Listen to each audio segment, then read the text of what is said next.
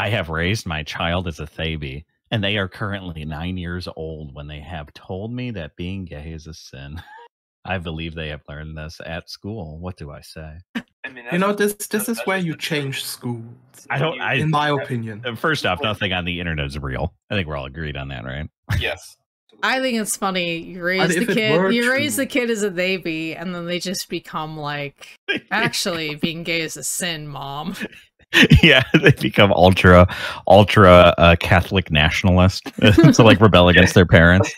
Like your child, your gender neutral child raised by lesbian mommies asks them why God punished the men of Sodom and Gomorrah. Isn't that they see, because like kids always rebel against their parents, so wouldn't that be like the ultimate rebellion against like this extreme THEYBIE shit? Yes, yes. Who knows? Who knows? Unfortunately, most like Christian stuff on the internet is sad LARPing. Unfortunately. True. Unfortunately, like you hope that they're like, yes, the Crusades have begun again. No, I mean, it's been too long. Number one, that would be funny. That would be amazing. Number two, Deus Vult. Oh wait, or is that a white nationalist line? Deus Vult non Deus Domine. I mean, you're gonna find some like Vox article saying it's white supremacists. The river shall look it up because I used it in a rant, but it just means God wills it. Or God's will. It was in the papal bull. Oh wait, Deus Vult? Yeah. Yes. Deus Vult. Inshallah. Inshallah. Yeah. Dorime. I just remember that. I just remember seeing that phrase when I was like doing like political leanings of like ultra right leaning, ultra left winging normal people, and then 4chan. Oh yeah. Are we getting ready to start this show? Yeah.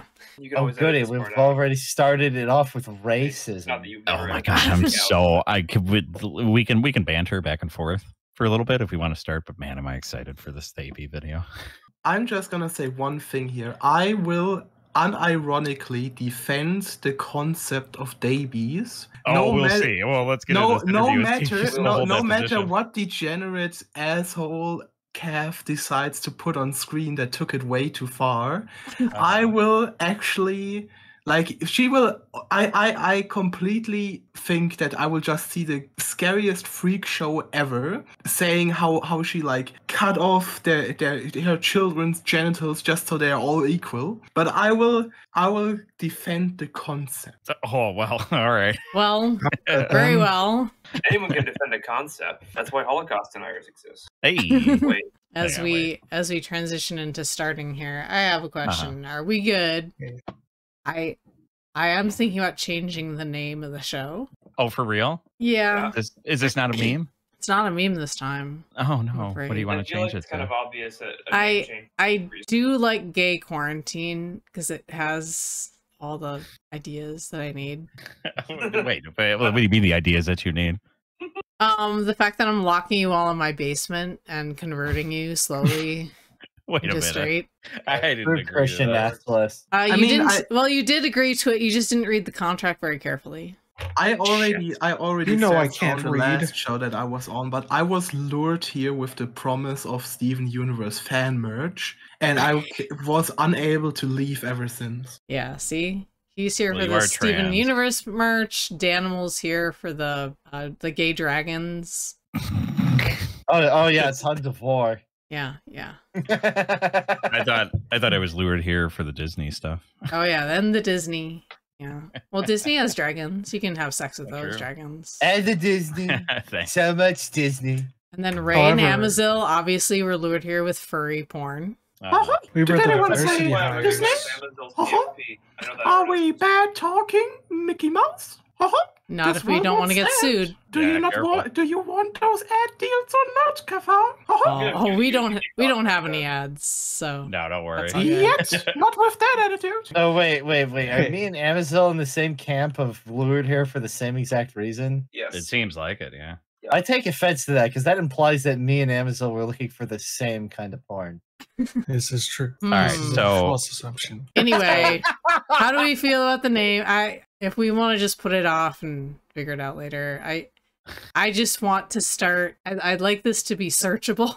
I mean, I don't think gay quarantine's going to be searchable. Yeah, Are you I kidding don't me? think. I think gay quarantine is better than Free Homos and a Pussy, but I don't think it's the best. Yeah, I just don't know if we're ever gonna find a good name. No. We can probably just abbreviate it to 3HAP. What's wrong with the Cat Shack? The Cat Shack? It's the Cat Shack. Furry and Fabulous. That was the AI suggestion. I hate all of those fucking AI suggestions. They suck ass. They all sucked. I was like, Proud Kittens.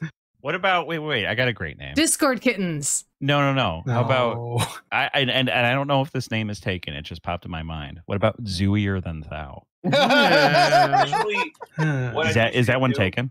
I need you to get a length of rope and hang yourself. Well, don't worry, because the one Zooier Than Thou host died of cancer. Oh, sweet. Probably from having sex with his dog too many times. It's really because God put a cancer in his butthole for being a sodomite. How about the alphabetical podcast? Yeah, because we already do a bunch of LGBT stuff. Why not just say it's like the alphabet podcast or something? The alphabetical. No, that might attract children. Yeah, we don't want children here. Yeah, Sesame Street. Yeah. Or do we? No, we don't. We don't love. Well, anyway, let's move on and let's do introductions real quick. Luigi, say hello. Greetings.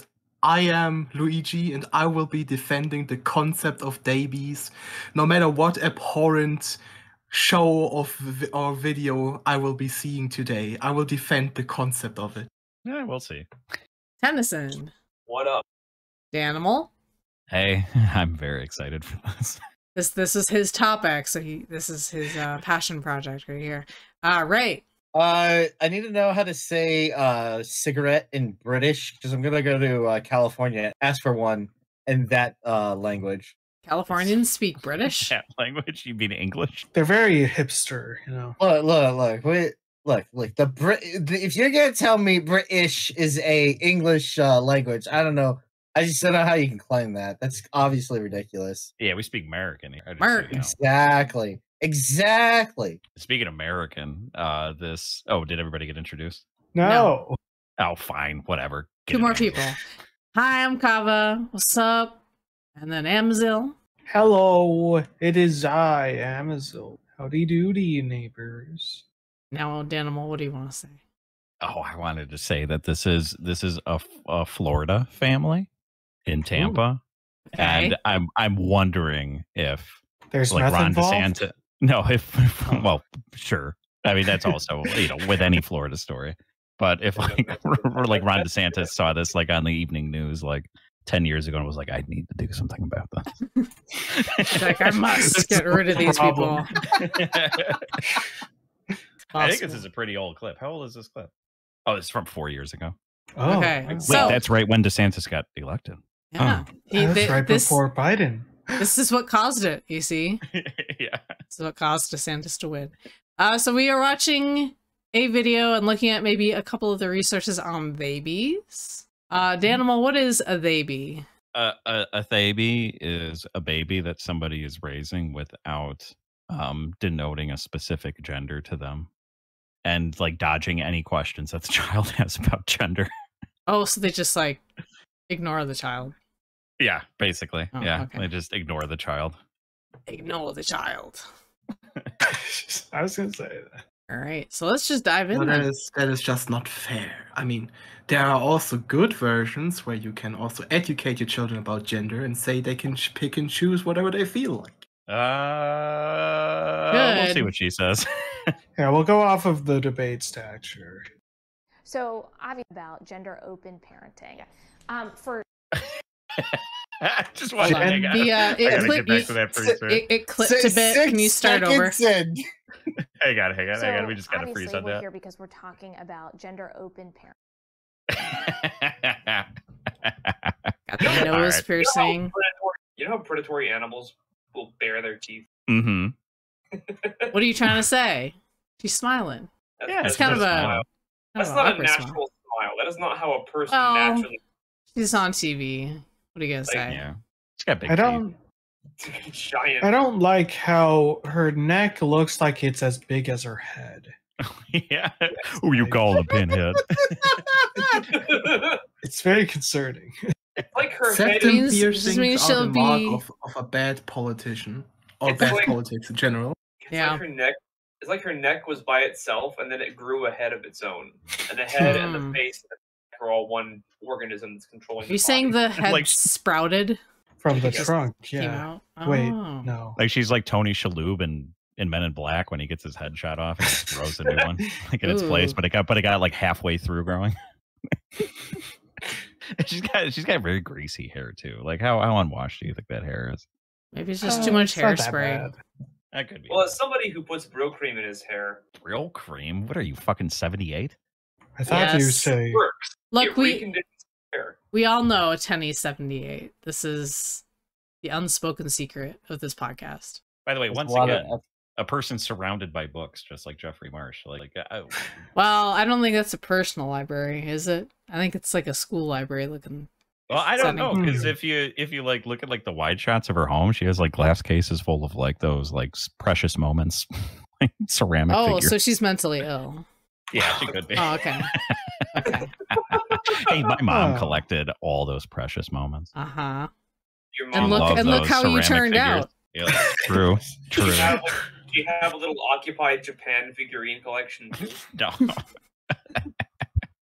Parenting. Yes. Yes. For watch this interview and has never heard about this before, how do you describe gender open, gender creative parenting? What is this? So the idea behind gender neutral or gender open parenting is to not restrict children's access to explore gender and to learn about gender and to experience gender. Base.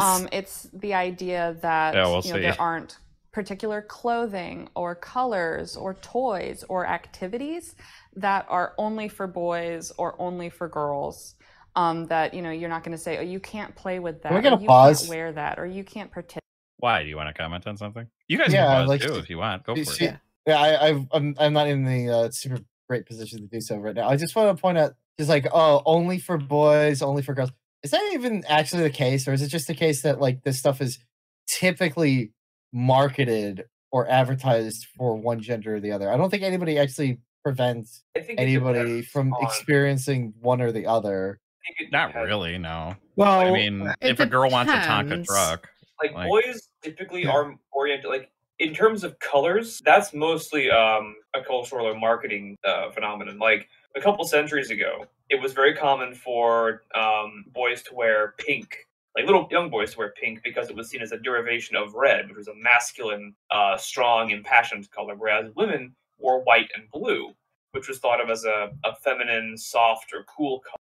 Of course, now it's reversed, where boys are typically seen wearing blue and girls are wearing like pink, like light pink or hot pink. So I think on that kind of, I guess, gendered idea is social, but at the same time, there's research that suggests that boys and men from the earliest ages tend to gravitate towards objects or focus on objects, whereas females tend to focus on people. Sure. Yeah. yes, Like, yes. we yeah, all agree. we've that- all heard Jordan Peterson talk. We know.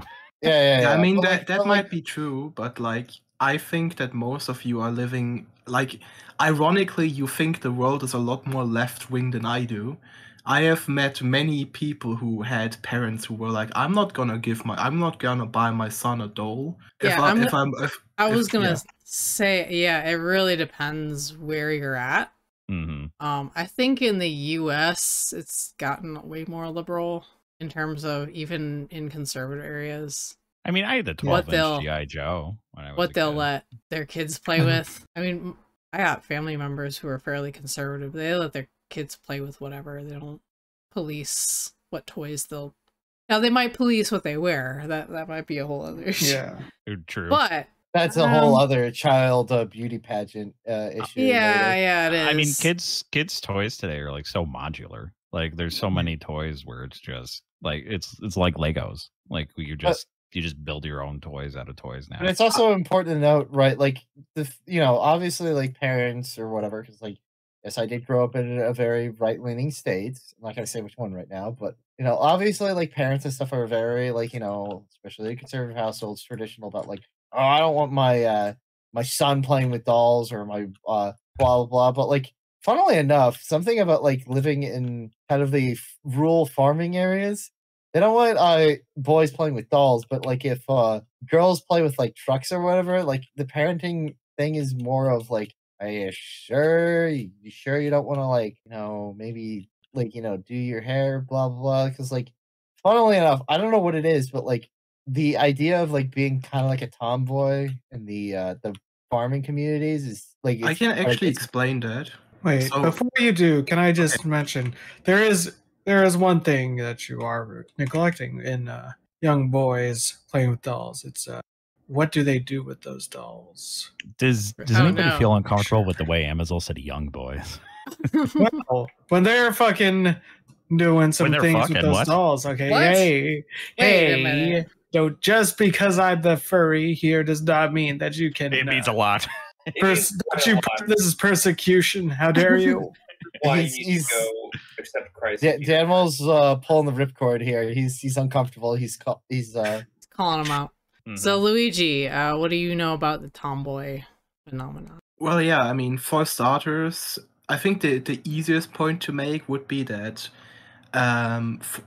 especially for farmers or like people that are outside a lot, you need the women to participate in the work, so they're more likely to be accepting for them to have like quote unquote manly attributes because they're needed. But there's also one thing that most people don't really think about. It's the fact that women were emancipated, but men never were. So women have a lot more freedoms now, while men don't really have those freedoms. So if you think about it historically, men didn't really have a choice to be like housewives either, or like house husbands. They didn't choose to work, they were forced to work. And women were forced to stay at home.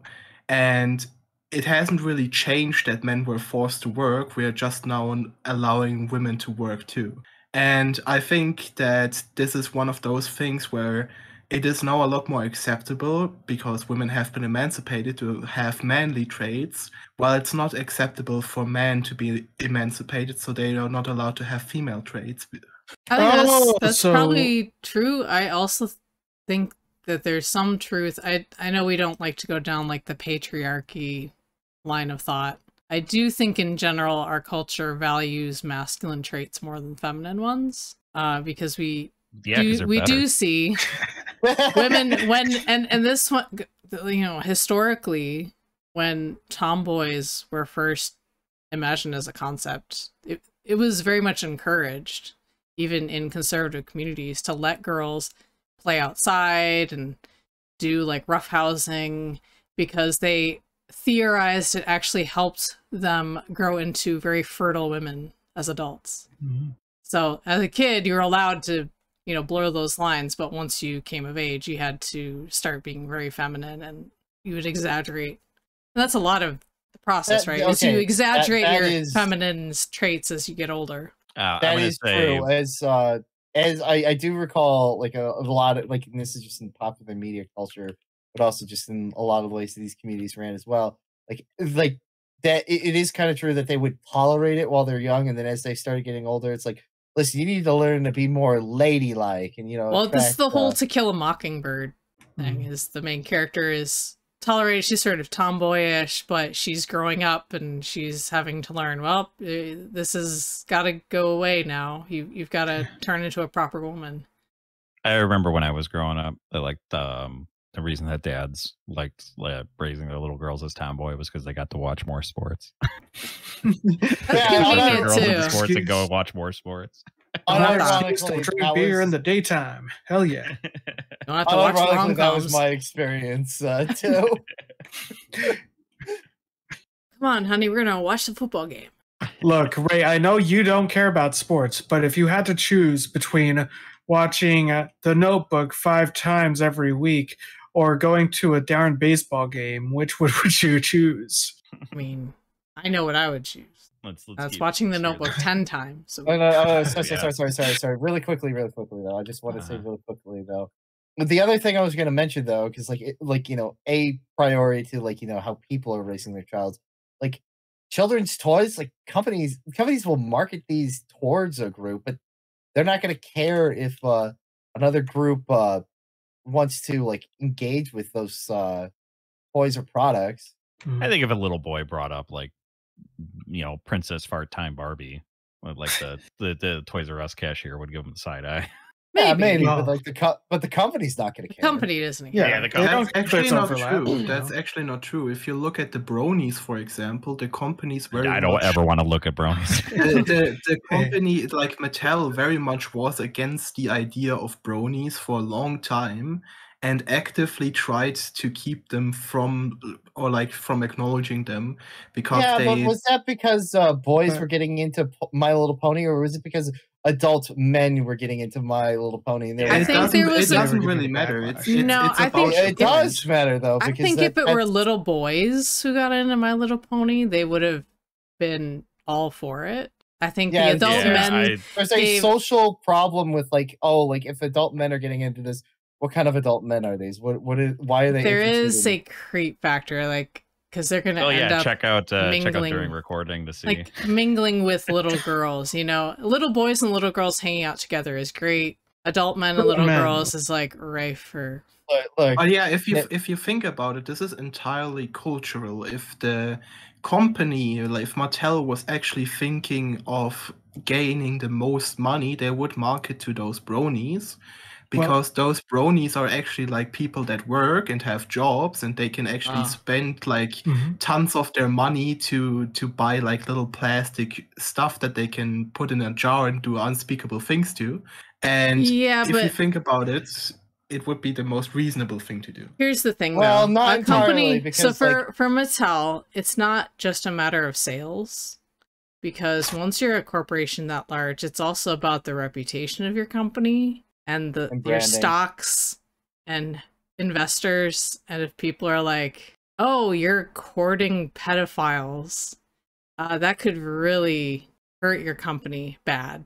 Yeah, let's be honest though. Mattel is like worse than Disney. Like Mattel is like one of those companies that everyone speaks ill of, anyways. I don't really think they care that much about their reputation. Oh, I imagine they do. Go ahead, Amazon. You're the resident brony, so you can talk. Yeah. One, it's Hasbro, not Mattel. Okay. It's Hasbro that owns My Little Pony. I apologize. But two, you're saying that they didn't market to bronies? No, they did. They absolutely did. They directly did. They dropped the term bronies, but on top of that, but no, they actually did. Like, it wasn't until like around like, well, after the whole peak of bronyism, when the whole thing started to fall apart, that they finally stopped doing it because they realized that it wasn't giving them the returns that it was before. That's the reason. You're saying that. So the idea that they wouldn't market or wouldn't capitalize on this market overlap is just inherently false, because they absolutely did. Everyone did, because it was such a cultural phenomenon that they were practically losing money by not capitalizing on it. It wasn't until things got out of hand and there was more of the public backlash that they started to wean off of it and distance from it. Fair enough. That's a fair point. All right, resident brony historian, Amazon. Look, I did not spend my years in there before to let this happen. I imagine they never brought up clopping, though. No, actually they did. Oh, no. Well, they made a joke about it. They did it as a joke. There was like a fucking yeah. I remember. I want to say that. Yeah, I think it was an official video or something. Yeah, with Discord. John Delancey. You know exactly what I'm talking about. Meet the Bronies. John Bronies. Yeah, Meet the Bronies, but with John Delancey as Discord or whatever the character's name was. Yeah. Also, I promise I've never seen that show. I just saw that clip and then somebody explained to me what his name was. I promise. You don't need to be ashamed. It's okay. It's cute, man. You don't need to be ashamed. Tenny, what the fuck is clopping? Was Tenny trying to say something? You're still so quiet. It's hard to hear you. We make a solemn pact right now to never, ever mention bronies or My Little Pony or any of that ever again on this podcast. Just one more thing. What the fuck is clopping? It's jerking off. It's jerking off. That's what they call jerking off? Yes. Yeah. But anyway, Too late. look, Oh god! Wait, we're just gonna breeze right past that. Yes, dude, Yes, what we do you are. want to say? yes, we are. But I want to say I have been a brony this entire time, Tenny, and I will. I've been a spy amongst your midst. I have not said a damn thing until you bring it up, and then I have something to say. You people brought it up. You know what? I'm beginning to think that gay You mean by quarantine you might be a very good name people? for this. You people. We should be quarantined. That's right. It's true. And letting children kind of self-regulate on what they're interested in and what draws to them. In addition to that, my family also does not use binary pronouns for the baby, for Sparrow. Base. And we did not assign a sex at birth, which means when the Baby's name is Sparrow. Yeah, it sounds like a Sonic Sparrow. OC. I think. I mean, you Sparrow. Americans have weird names in the first place, so I can. What? Oh, wait, Yeah, like, most it's of us rather have useless. biblical names. I mean, in Germany, for example, there's a list of government approved names that you can pick off. Yeah, and like you- Adolf. Yeah, exactly. like the good names like Goebbels. Anyways, Goebbels. but yeah, like you guys in the US like actually like name your children like after states and like hope, faith. So I think Sparrow is very tame. It's Sparrow kinda is beautiful. not I a actually male think name at that- all, though, so that's I think kind of that outing. I think that Is it a female name though? It just- feels very female to me. It's a very, Does it? It's very Yeah. nature themed, very feminine. It sounds to me more like a Native American name. It sounds more like a Wiccan name, is what it sounds like. Oh yeah, and these are some Wicca type people. For sure. I was They gonna got, say. you know, they got crystals in their house. Oh, I was gonna that's say they fit the bullshit. profile. So Sparrow, baby name. What other non-binary names can you think of? Ocean. Ocean's a good Yeah. one. Yeah. I'm sorry, but like, what's wrong with the name Sam? Sam was Sam? good. That would be a good. Nothing. non-binary. I love Aaron? Sam. That's my fucking OC's Yeah. name. Yeah, I was gonna say Sam, Aaron. I actually have an affinity for liking gender-neutral names. Same here. Levi/Levi. You want to get Actually- some of that non-binary pussy? Before outweigh before Amazon. it passes my brain, do you guys want to hear a short non-binary joke? Sure. Sure. Why not? What do you call a non-binary serial killer? What? They/them. Ooh. Ooh. I just want to mention, like, yeah, I'm with Ray on the gender neutral names are great. If only because like I didn't realize it until like Ray literally came up to me and was asking about like I need a name for this character. I'm like, all right, let me see. I love gender neutral names. Let's come up with some. And then I realized that, oh hey, I could use this, but I have a character named that. I could use this. I have a character name for that. I realized like every single character I have has a gender neutral name. Charlie, Dan, Ash, Sam. No, Alice is a feminine name. But that's the only one. Is Benny a gender-neutral name, or is that a That's a male man's name? name. It's short for Benjamin.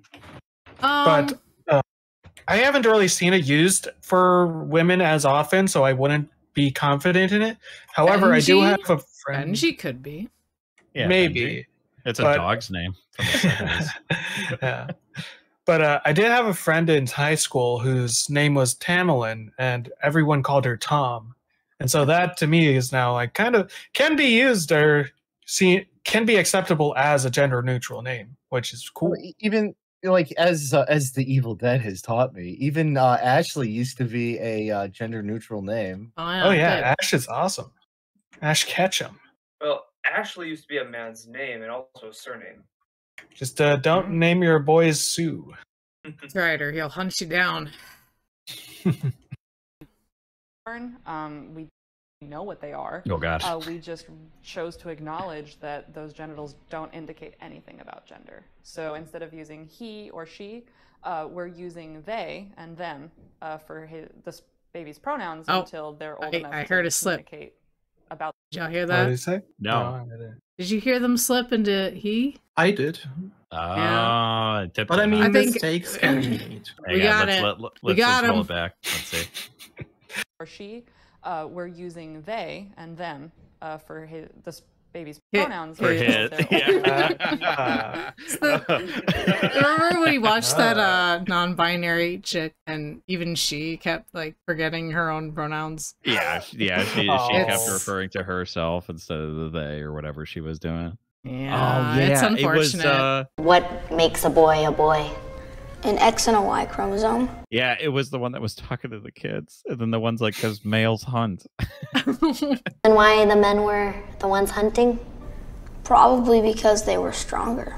You remember that? Yes. Well, see, males have penises and XY chromosome, and her face was just like. So, like, is there anything to name, like, on the outside of somebody that makes them a boy? Like, genitalia? What? Yeah! Darkness. Hello, darkness, my old friend. All right, so we know the baby's a boy. Hell yeah. Right, Luigi? Yes. About their gender as they learn about it. If I'm wrong, Sparrow has a sex but not a gender, or no? Well, there's different schools of thought about sex versus gender. Sparrow has genitals. I'd hope but so. That doesn't denote sex any more than gender does, really. Does Really? it really not? Really? It's just totally unrelated. Yeah, this is completely unrelated. You know, it's not the fact that like you know, we can tell for definitive certainty that those genitals produce like, you know, whatever gametes. We can't do a DNA test and prove that this person has, you know, a certain pair of chromosomes. No, those There could be a they denote point. nothing. There's nothing scientific about sex. Look, there could be a obviously. 0.001 chance that this child has some condition that might do something. You know, Are there any conditions where it could be a male, like male appearing with testicles and a penis, but female chromosomes? I thought it's Yes, usually those it's usually like androgen deficiencies. I'm trying to that think. cause, I'm like, trying to imagine how feminization that of would male. happen. Because in order to get I think the only thing that could happen is you could have a female baby with an enlarged clitoris that gets mistaken as a penis. Maybe. But I think that's like the only, because the androgen, you need the androgen to get that going. Yeah, And a 'cause I'm female, thinking and about, a like- female is going to convert that androgen to estrogen. Regardless. Yeah, because I'm thinking about like the XY women, the like Swyer syndrome, I Right, think is right. what it is, where they do have XY chromosomes, but they just are completely androgen Resistant. Yeah, resistant, where they just never masculinize in the womb at all, so they are just like pretty much. So full they still female. have testicles, they just never drop. Yeah, aren't the testicles? where They're the like ovaries internal. are? Yeah. Oh, Okay, okay. so Like a so hyena. for like there are XX females, there are XX males and XY females, and they do sometimes have functioning like ovum and like sperm, depending on like what they appear as, but most of the time their gonads don't really develop right, and that's why they have like either like testicles inside their belly that never drop, and outside they have a functioning vagina, or they have like non-functioning ovaries. Is that like one of those things that's only been observed like 50 times ever in all? No, of medical it's history? something What's that's the rare. syndrome called? The XX male? Klinefelter. No, No. XX male. Klein did what? So a male with no Y chromosome, how would that happen? Let me Google it. Pretty sure this was. Well, I only- mean, Because in order for that to happen, you need the SRY gene. Well, trigger a it. Y chromosome is just an incomplete X chromosome. N- So in a way, No, it if- doesn't. So an X chromosome, does not have the SRY gene. That's what androgenizes. So All right, here we go. XX male syndrome, also known as De La Chapelle syndrome, Okay. De La Soul. is a rare congenital intersex David Chappelle. condition. Yeah, it's the David Chappelle syndrome. No. Is a rare congenital intersex condition in which an individual with a 46XX karyotype, otherwise associated with females, has phenotypically male characteristics that can vary among cases. Synonyms, like that, never mind. Blah, blah, blah. In 90% of these individuals, the syndrome is caused by the Y chromosome's SRY gene. which triggers male reproductive development being atypically included. Do they have a Y chromosome? Let me see. Boo, boo, boo, boo. Then they must have a Y chromosome in there. When the X combines with a normal X, results. Where's the SRY gene from? Is it like a mutated X chromosome? Yeah, it seems like. Okay. I was gonna say, so it's like it's just, okay. It's basically a Y chromosome. Yeah, it's an X chromosome that like has mutated to develop some of the Y genes. At least that's like what I'm gathering. I would have to read up on that, like how that happens.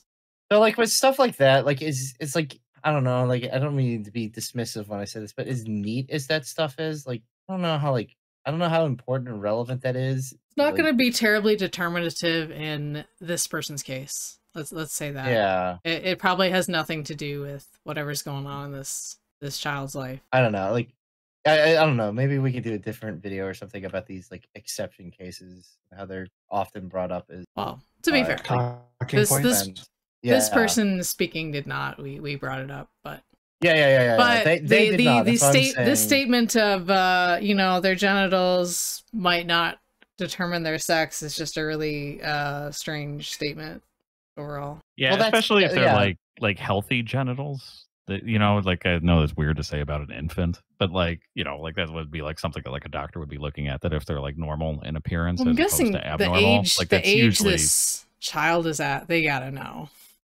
Yeah, they're gonna. Like if the child has an intersex condition, then the genitals are typically going to be abnormal. The thing I would actually probably be most interested in with a lot of these XX male cases or all these other ones is like the baby. Well, no, like a 20-year study of these people. Like how did I don't know? It's only been around since like 2018. Oh, yeah. Well, that's another problem with a lot of this stuff. Is like this is a very this is like a burgeoning discovery, and there's a whole lot of assumptions that people are making about it because it seems to go against normal conventions, but it's not like proving those normal conventions wrong. Mm-hmm. Showing how the mechanics can go awry, essentially. Or okay, like sorry, I don't mean to like drag on this. In the best possible interpretation that I could even take of what's going on here, maybe it's a new form of human evolution. Who knows? I don't think evolution works like that. Hey, look, all I'm saying is everybody seems to be under the misconception that evolution stops after you civilize, and it's like no. Those gears keep turning. Are we gonna be a race of self-impregnating intersex peoples? No, we're gonna be a race of M-pregging. Yes. Look, Shane Black said it already that it is autism that's the next form of evolution. Oh. So if anything, we're just gonna be interbreeding autists. Well, that's good. That's good news for place. y'all then.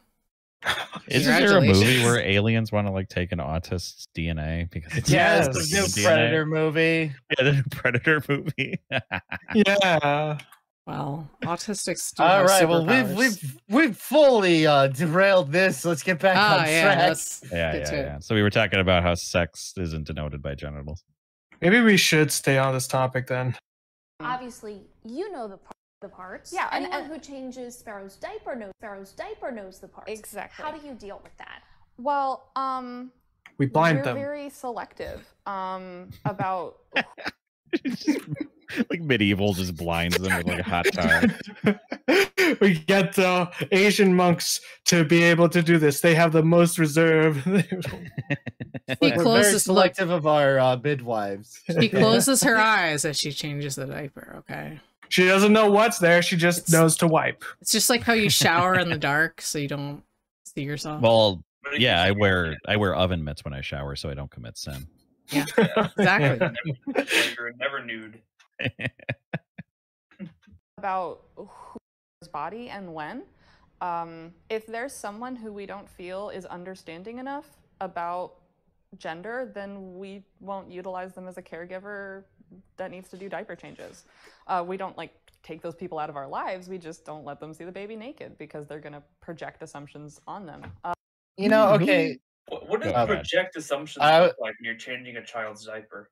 Okay, well, to be fair to these people, right? Like, I would say, like, yeah, okay, like if there's certain people you don't want, like, taking care of your kids, I mean, that's reasonable for any parent to be like, oh, like, I don't. I don't trust you around my kid. Maybe I don't. just And like, you know, you don't buy into my values. Okay, that's yeah, like I don't want Uncle Ronnie changing the kid. Right? It gives me the creeps, all right? He used to give me the creeps, is what's the problem. Yeah. I know. That's the problem. No, but like I don't know, like I mean, like I don't know. Am I wrong in this assumption that like yeah, like generally most people are Hold gonna on be like, one yeah, like s- yeah, like it's fine if you want to come over if you want to see the baby and stuff, but we're not gonna let you like Like change it. Yeah, I mean it's totally the parent's right to be like, yeah, you don't get to like change. Yeah, I mean my that's fucking totally baby. fair. Yeah. Yeah, so that's all okay. That's all I'm trying to do with it. Like, I'm just trying to give the fairest interpretation. I'm just trying to be the most devil's advocate, so that when she finally says something that, and I go full off tilt here, and I lose all compassion. Yeah, Like, but the reason she doesn't want people to change the baby is because she doesn't like how they think of gender. Yeah. I mean, like it's Like, how is that different? How? okay. Hang on. How is that different from a conservative saying like, I don't want a trans person changing my kid? Oh, absolutely not. Because of the way that they think about gender.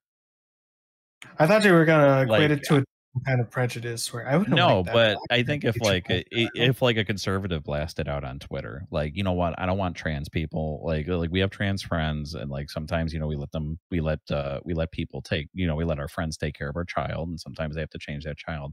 I would never let my trans friends change my child's diaper. Like that conservative. Yeah, okay. Blasted, Like, right? saying it like that would be like wording it in that way. Absolutely is. It carries a different Dubious. connotation, but I would still feel the same way, or I'd still have the same attitude of it, in that it is their child, and you know, if they don't feel comfortable with the person handling their child, then that's more. Here than is fair. where I That's think True. Like I'm like, I thinking guess- it through. I think there would be one crucial difference. Okay, and let me kind Yeah, of walk through it. that the conservative thinks the trans person's a pedophile. And that's the reason. No, so the parallel I think would be, right, is if you say, I don't want a trans person changing or handling my child because I don't want their views of gender being imposed on my child. Right. So in other words, you're Sure, like, okay. right, I don't want this concept of like gender fluidity or whatever. I don't want them to corrupt them with the somehow thoughts. communicated to my child. Now, what I think is different between that and say this person saying, I don't want someone who's going to label my kid. I think the labeling. Yeah, I mean, like I think the problem labeling here, obviously, that, the like, this labeling of a person has kid is going to be a very automatic, instinctual, and immediate thing that any person doing that would experience. Like the moment they see the genitals, they're going to be like, oh, it's a boy, and they're going to start subconsciously treating the child like a boy and applying whatever kind of mental frameworks that they see as male on that child. I don't think you could really, I don't see how a trans person taking care of a child would really do that, because they're probably not going to impose like their interpretation of the child's gender.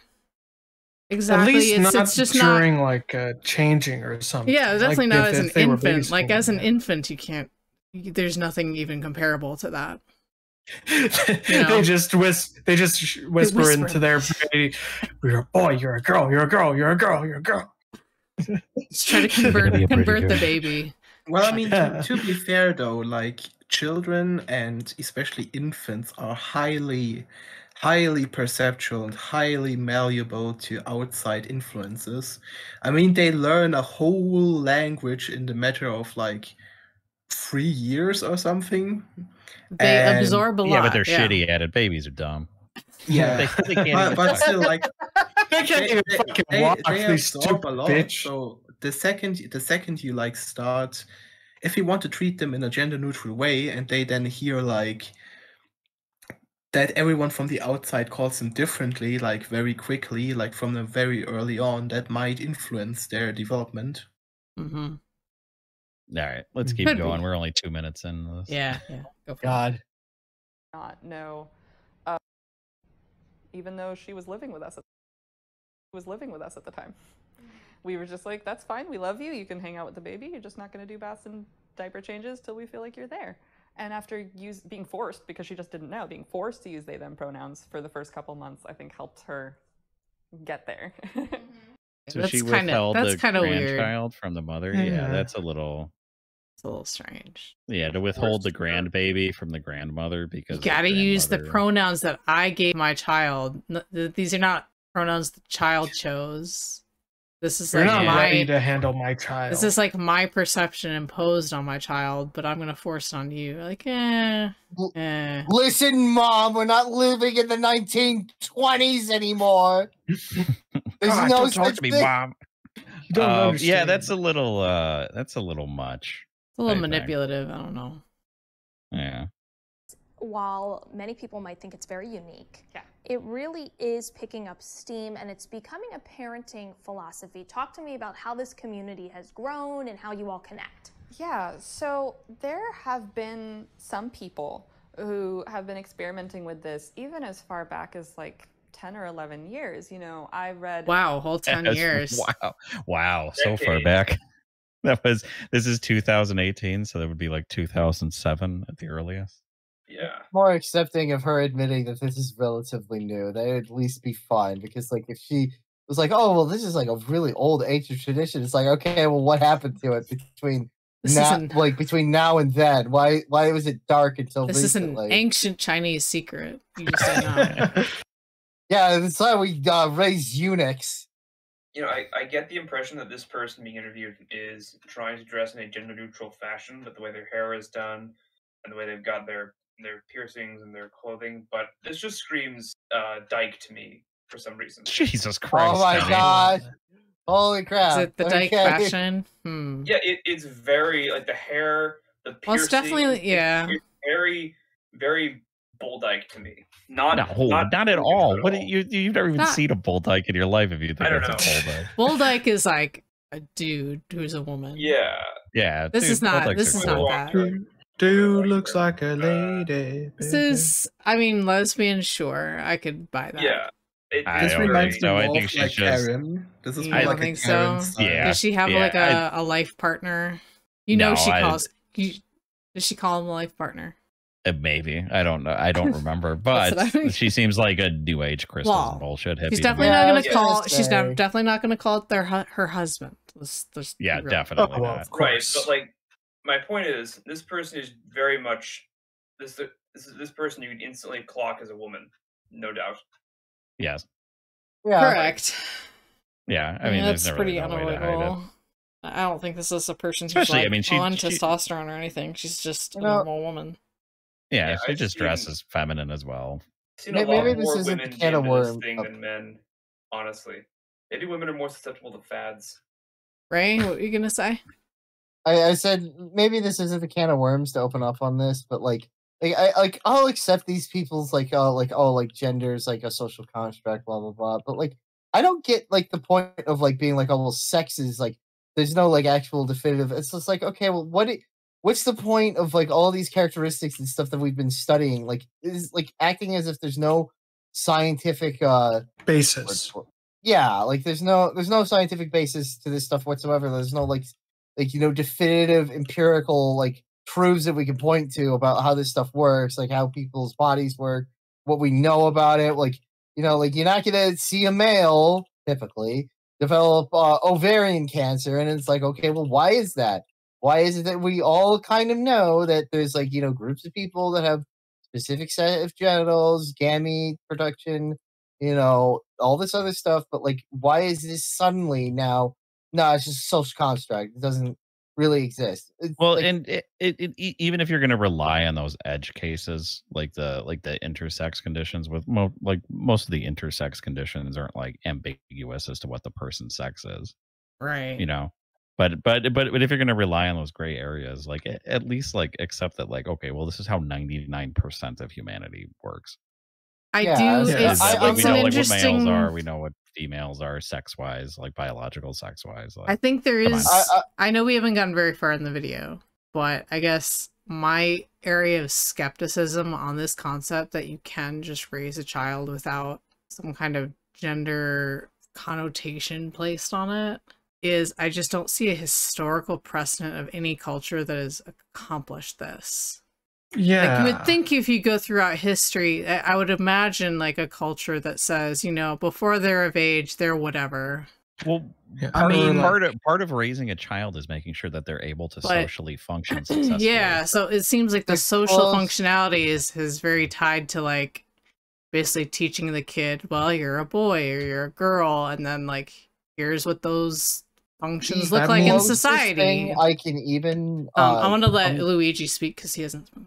Oh, okay. Yeah, so there are precedents of stuff like that, especially in more tribal cultures, and a lot of these cultures in which those norms were there were either colonized or have lost in some form of way, and they just died out. Can you give me an example? Because I've never come across. So like a good example. There is, for example, this two-spirit thing in Native we America. don't go into the two-spirit. Because I know all about the two-spirit, and it's fake. Okay, it's completely fake. Yes, it's fake. Okay, I retract my statement. So, well, it's like not totally fake. Here's the controversy about two-spirit, right? Two-spirit, the term, wasn't invented until the 70s.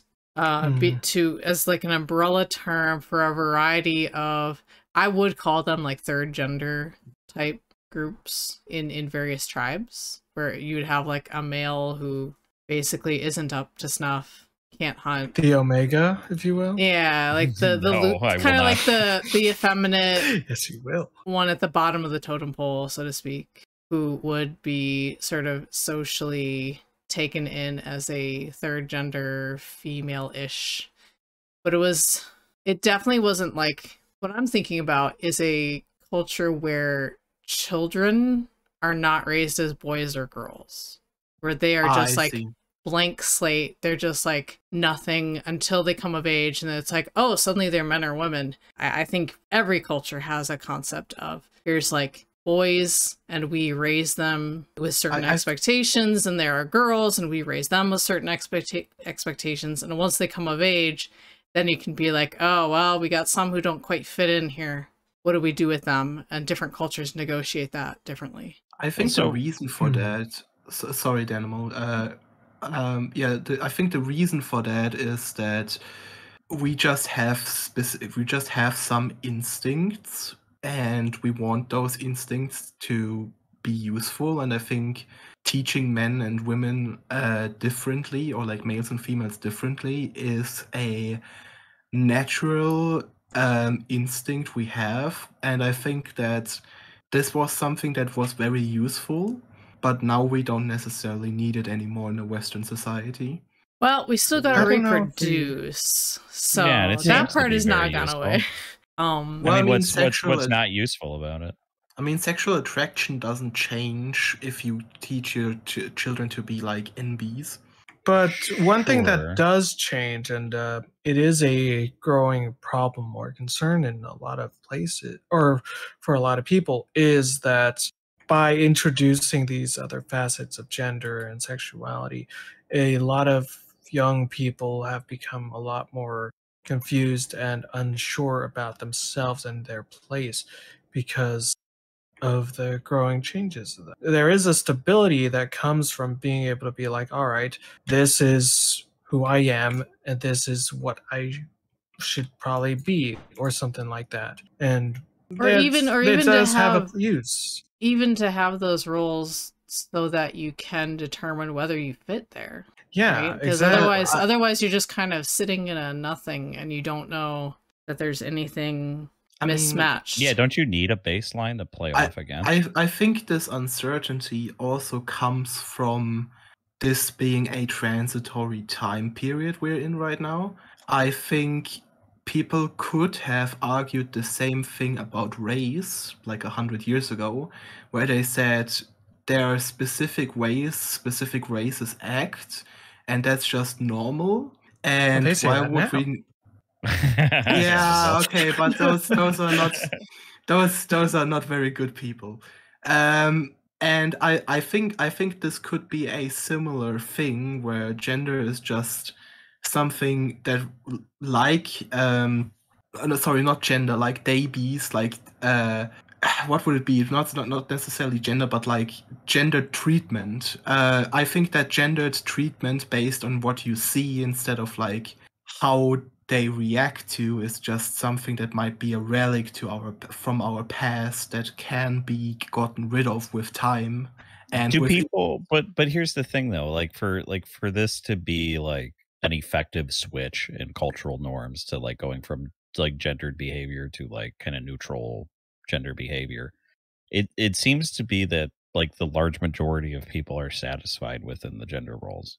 Like there doesn't seem to be a lot of impetus for like the most people to be like, I need to break out of my like gender role. Like I need what to is not the use be feminine or masculine and have that be like meaning man or woman. So like it seems most people are still comfortable within their roles. I think the comfortability is always there with the status quo.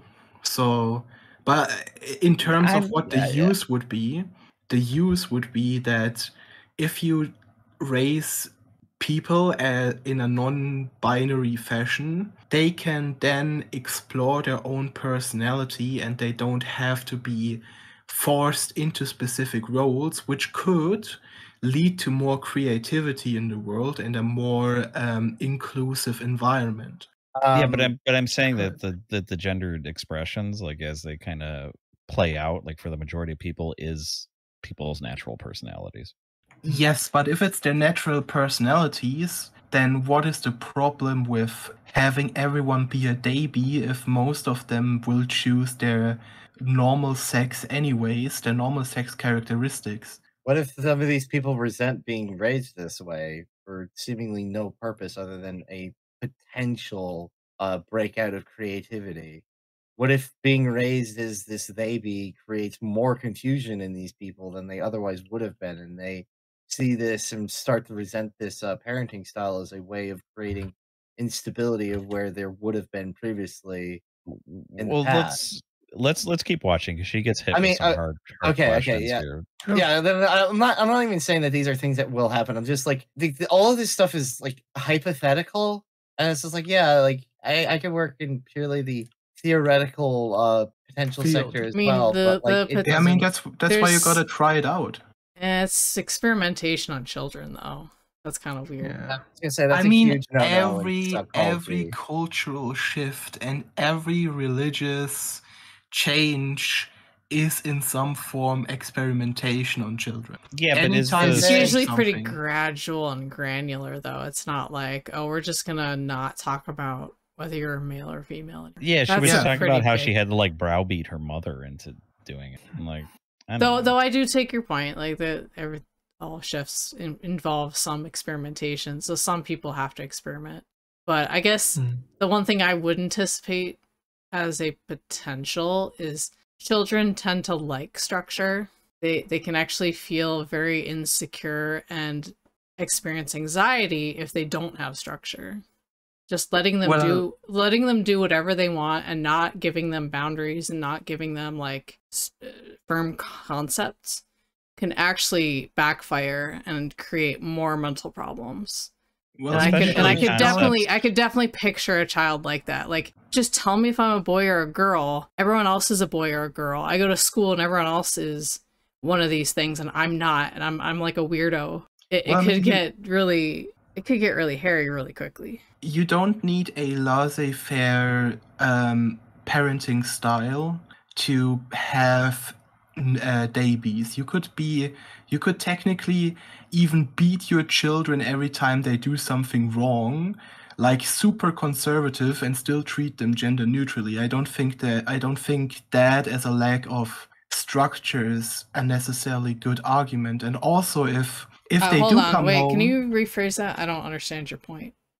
Okay, so you're saying too much structure is bad? Because obviously, yeah. No, I'm saying that you can have a lot of structure in the raising of a DISAGREEMENT. So because the parenting style, you can have like a very authoritarian parenting style and still raise DISAGREEMENTs with an authoritarian parenting style. I don't think raising babies I'm has trying to be like. Well, hold on.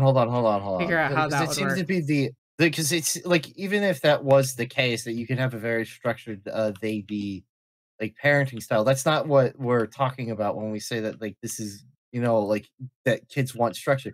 It's the concept of they be themselves that is in itself an instability in that kid's life. Like the idea you're that, not like, giving my them any gender grounding. is up in the air. I'm something like amorphous. I'm not something tangible. I'm not a boy or a girl. I'm a they. I don't know what a they is. I feel. I think this can be easily resolved. I mean, you guys brought up the example of, oh, what do you do when the child comes home and asks like, oh, why are they all boys or girls? What am I? Then you can just say, okay, yeah, I mean, genital-wise or like biologically, you are male/female, but we don't think that you need to confine yourself or you need to confine yourself by those genitals. You can act and talk to whatever boys or girls you want to. Well, she gets asked that very question. Oh, okay. By the way. Oh, cool. Okay. Oh, okay. Oh, let's hear it out. News articles. I think there was a family in Canada, that, like, 8 years ago kind of made the news a little bit. It was kind of sensationalized. And at first, it was like, oh, baby without a sex. And it's like, no, they're just keeping it private. They're just not sharing that information. And then, at least my exposure to it, kind of stopped at those news articles for a long time. And then when we decided to start having a baby, we sat down and were like, well, what if we did this? Like, kind of conceptualized what that would look like on our own. And we're like, there have to be other people doing that. So we found a couple small Facebook groups and individuals that were doing that, and met up with them and kind of networked. And in the 2 years that I've been doing this through my pregnancy and through raising Sparrow, it has boomed, like, comparatively. Start in a group with only like 100 people, and 2 years later it's almost 400. That's pretty steady growth. And that's just people who are specifically pregnant or have children that are using they them pronouns for their child from birth. So it's a very a niche within a niche. So that's the definition of a THEYBIE. Yeah, a baby is a baby who uses they them pronouns. So Well, you use them for the baby. The baby's That does seem like a kink in the whole concept, right? They're still imposing a gender on the child. Well, I wouldn't like to call it a kink because hey, it's what I'm here for. It's still like in today's language, that's a non-binary. Well, I mean, pronoun. in theory, you wouldn't impose it on them. What you would do is you would say they, them as or like sie, her or whatever as a gender neutral term. And then if they ever want to pick out their own pronouns, you will then respect those pronouns. So that's going to take a while though. And I don't even know how a child would like, how would you explain gender pronouns to a child who has never had gendered pronouns? I mean, Yeah, a child's conception of the world is their interaction within the world, and like how like they, how like they move the world about them, and that's why a child will touch a hot stove. I mean, I think what it does in effect is it ties this child psychologically to their parents to like a really interesting degree. Let me call it interesting. Yeah, for an aspect of their individuality that they have really to depend on their themselves. parents to like really get that concept through. And when normally a child is going to have some structure given by the parents, but then they go out in the world and they interact with other kids and like, oh, this is how this works. Yeah. But this is kind of restricting things in effect. I don't think it's restricting. It would be you start off with a blank slate, more or less. You say, okay, you can choose whatever you feel comfortable with, and if the kid comes home and it's a male and it comes home and everyone says, yeah, everyone calls me he. I don't really. I mean, to be honest, you shouldn't even get into a situation where the kid comes home and says, everyone calls me he. I don't know what that means. that should be explained before that. Let's be honest. But Yeah. let's say the kid comes home and says, "Yeah, I want to be called he like all the other ones because I feel weird." Then I would just be like, "Yeah, sure, I can call you by he. I just would do the whole like, oh, would you jump off a cliff if everyone else jumped off the cliff thing, and then I would apply it to it. But if the kid feels comfortable being like he or she, or like Zimzom or something, then I would just do, yeah, okay, fuck it, Zimzom. I love you, you're my child. I feel like you could instill the freedom of expression and the freedom to pursue interests that they want without this weird overlay of like hiding their sex. I mean, you can. I mean, I just feel like it would be way less confusing to be like, you're a boy or you're a girl, and this is like, these are the patterns you're going to see out in the world. Boys tend to be like this, girls tend to be like this, but you know, you are free to pursue the interests you want, and then you like learn their interests and encourage them. And if they get made fun of or bullied, then you talk to them about it and be like, hey, like sometimes people don't like it when you're different, but that's okay, and I'll help you.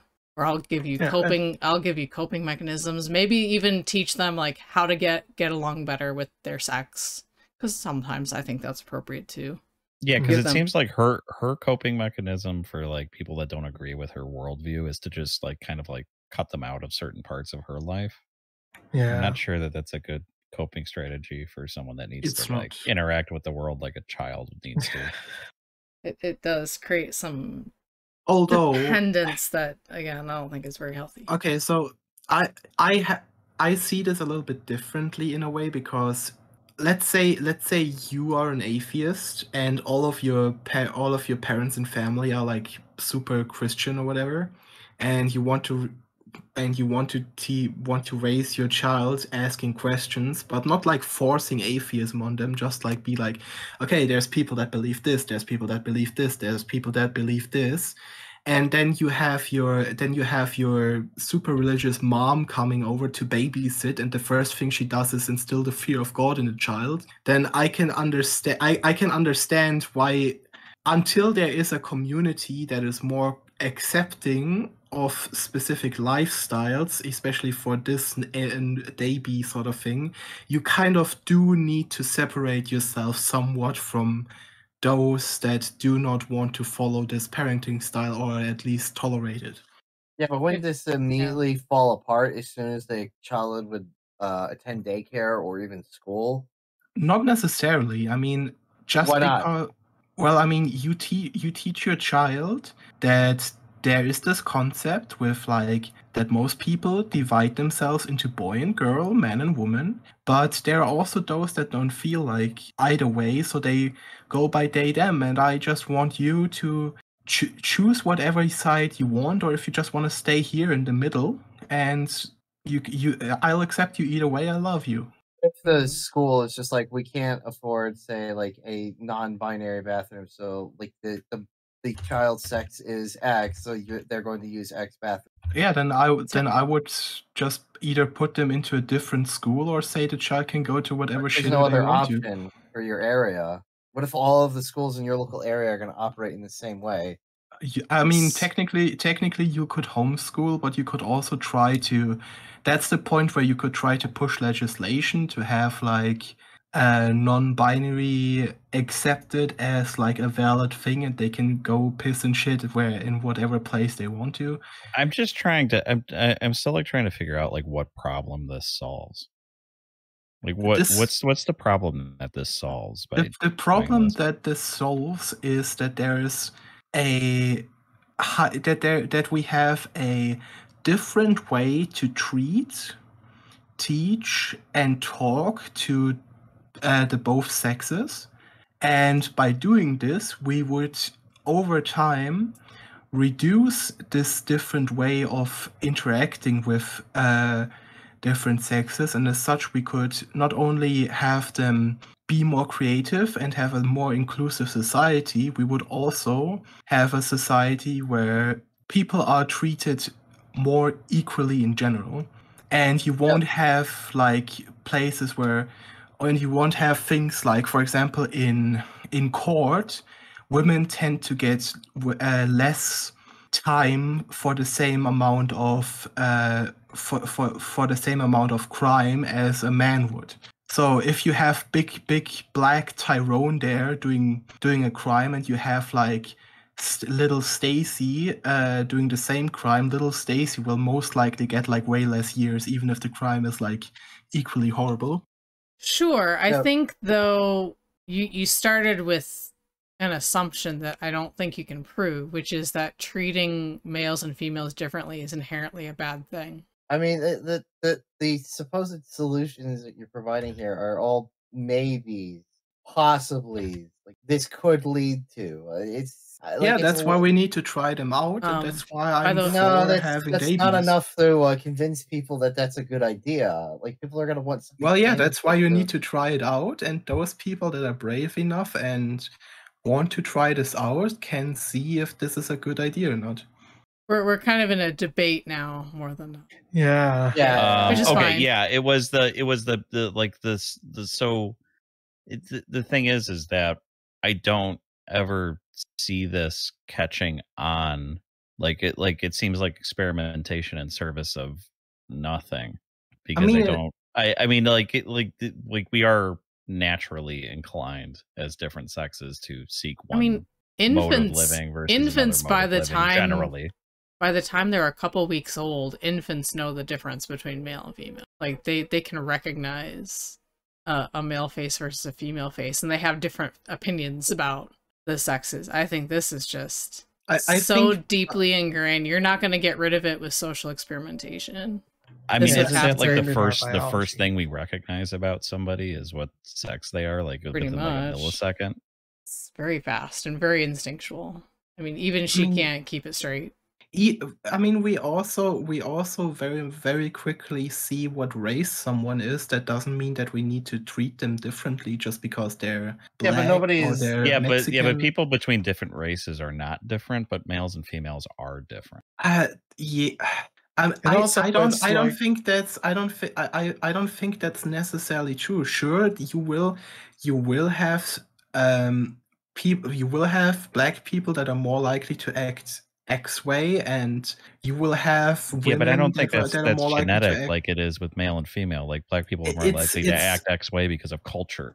But the thing is, we kind of want to get rid of the cultural aspect and only leave the biological aspect. But what if we get rid of we get rid of the culture and the sex differences are still there? Maybe they're even stronger than before. I mean, that's what the research in various countries, the more egalitarian a culture gets, the more the sex differences increase.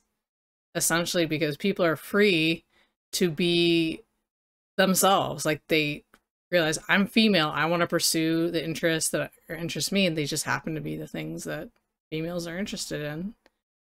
And I also think there's an amplification effect as cultures get more egalitarian, because now people can afford to do more with their gender, and so you have like girls who put on way more makeup than they would have 100 years ago when it was just less necessary. Now we have like the wealth and the time and the freedom to exaggerate even more just how sexed we are. So I think we're actually going in the opposite direction. We're actually getting more sex differences rather than fewer. Yeah, and to be clear, like I don't think that there's like, like there's just like stark black and white differences like male and female. Like there's obviously a lot of overlap between male and female in terms of temperament and interests and things such as that. But like largely, generally, like there's differences between the groups. At a cultural level, it's just different. Yeah, I think there's no. I don't want to speak for people like this woman, but there are definitely many cultural things that we still do that are not necessarily sex-based or biologically based. And I think if we get rid of those, that would be, or at least lessen them, that would be a win by its own if we have this sort of maybe stuff. But here's the trick, right? How do we sort out the things that have been going on for thousands of years in human culture that are actually useless? Deconstruction and introspective learning. And I then know. So James Lindsay is tweeting about this right now. I So am we currently do- vomiting inside. Yeah, so we do that. Let's say, like, okay, we're going to deconstruct this a particular element, and then everyone becomes mentally ill, and everyone's, like, committing self-harm and committing suicide. It's like, and the harm ripples throughout society. Like, there's some things you should I think what's more likely than, like, just, like, a huge degradation of society is that within the deconstruction, we'll just be constructing the same thing again. I mean, that's the other thing. Things just kind of. I wonder if that's already happening in the THEYBIE community, because I know I've read articles about people who raised babies, or they tried to raise their kids gender neutral, and it was like no matter what they did, the boys still picked up sticks and hit each other, right? And the girls still wanted to play like mommy and family and play with see, dolls. that's completely fine. That's completely fine. It is, except the way the parents talk about it is they're appalled, and they keep trying to like push the kids to be more gender neutral, and it's like, okay, now we're just doing social engineering. We're not actually exactly. That's dealing the with retarded freedom. aspect. They're not doing what they preach. The idea is that you have them growing up gender neutrally so they can then pick and choose whatever they like without having any fear about how people will react to that. And if they want to be the most stereotypical tobacco chewing, like fucking horse riding cowboy of a man, then that's completely fine. And that should be appreciated, and you should just say, hey, I love you, my child. I think that's cool. So, for example, I'll keep it short. The first time I played a TTRPG like D&D, I went to the center where a bunch of people meet to play, and there was a table where they played a My Little Pony role-playing game. And you brought up My Little Pony again. There were a bunch of women there and like somewhat nerdy looking guys. And then I see this biker Hell's Angel looking dude with like a beard up to his belly. And he looks exactly like he's about to like take this place hostage and like call in his biker buddies. And he sits down at the My Little Pony table, gets out of his little biker bag a My Little Pony figure, puts it down on the table, and has the best time of his life playing this game. And I still remember this to this day, and this is the future that I want. I think it's the future we have, though. I mean, you're living in it. Yeah, like I don't believe that there's these like roadblocks. I don't think that guy was raised as a baby. Yeah, I don't think that guy was inhibited from experiencing these things because of the way that society is currently constructed. I think he was, and I think why. Well, here's. Oh, sorry. Well, I did want to make one additional point before I forgot, because I was talking about the case of like the parents who are very distressed about their babies being very gendered, and I know that the reason they were distressed in part was because they felt that their children had been corrupted by the outside world, that they had, gone out in the culture and they had been told these stereotypes and they had absorbed these stereotypes, which leads me to an interesting point. How do you figure out what it is? Because it's really easy just to say, like, my baby grew up very stereotypically according to their sex because society corrupted them and made them think that's what being a man or a woman is. Yeah, it's like parents questioning why their kid turned out homosexual. Yeah, or was it? And this not everything's about you, Dan. And this is what the parents are probably resistant to, is the idea that that's just a largely genetic, biological system that's contributing to their behavior. I have an ethical and an unethical way to find this out. I bet you do. I think we all know what the unethical is, but what's the ethical? No, the ethical way is to just have this go on for a few generations where you have parents and that tell their kids, yeah, I mean, you can be whatever you want, you can choose however you like. And then if this is something that is not super restrictive and that's something that makes the children happy, they will teach this to their children. And then this will continue on. And then over time, some of these corrupting elements, quote unquote, will just go away. It would have to be a the fairly unethical large amount of people doing it, though. Before that happens. Yes. The unethical way would be you make a you create a lab environment a la like kind of like Truman Show, where you get a bunch of orphan babies in there, then you have them, then you treat them all the dream experiment. then you treat them all gender neutrally there, and I don't know, let them and just have ways like different clothings there and see if what clothings they choose and stuff like that, to see what is actually like biological and what is societal. The reason why it's unethical is because those children would be completely unable to be like to live in society, because they would essentially have to create their own culture. I think what our impasse here, and I do think we're at an impasse. Yeah. Yeah. Just like Steven Crowder and his wife. No. It's about respect. Because it's about discipline. Do you think gender is entirely like socially informed and that there's no inherent element to it? No, I think I think there is a lot of sex-based, especially hormonal things that will cause you to act certain ways. I just think that they make up maybe like 40% of behavior, and the rest is societal or like taught. Okay. All right. Well, Can let's we move move on on? with the video. So then say a toddler or a preschool who's using they them pronouns because of a selected identity. You know, like a child comes out as non-binary and says, please use they them pronouns for me. Although, like, that's different from being a baby, I guess, technically. So at what age do you anticipate at all, if at all, that Sparrow is going to vocalize what pronoun or what binary? Yeah, what gender they have.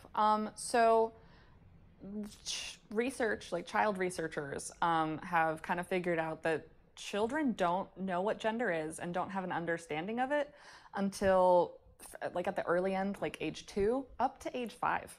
And until that, like through those years, they're just trying to categorize it. They're just trying to see like what makes people different, what box do they fit in, what defines them.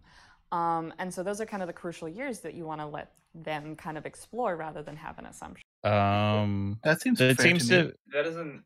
I feel like that doesn't really track. yeah, it doesn't track for me either, and I think the reason that it doesn't track is because she said that that's when you're building your category recognition, and if you're preventing them from building that category recognition, then what's the result? Well, I mean, like you're not.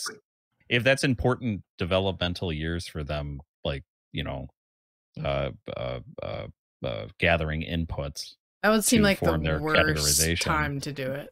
Almost. Well, I mean, you're not preventing them from having pattern recognition or like getting their. In fact, quite the opposite. You're making them create their own pattern recognition instead of feeding them specific pattern recognition that is like.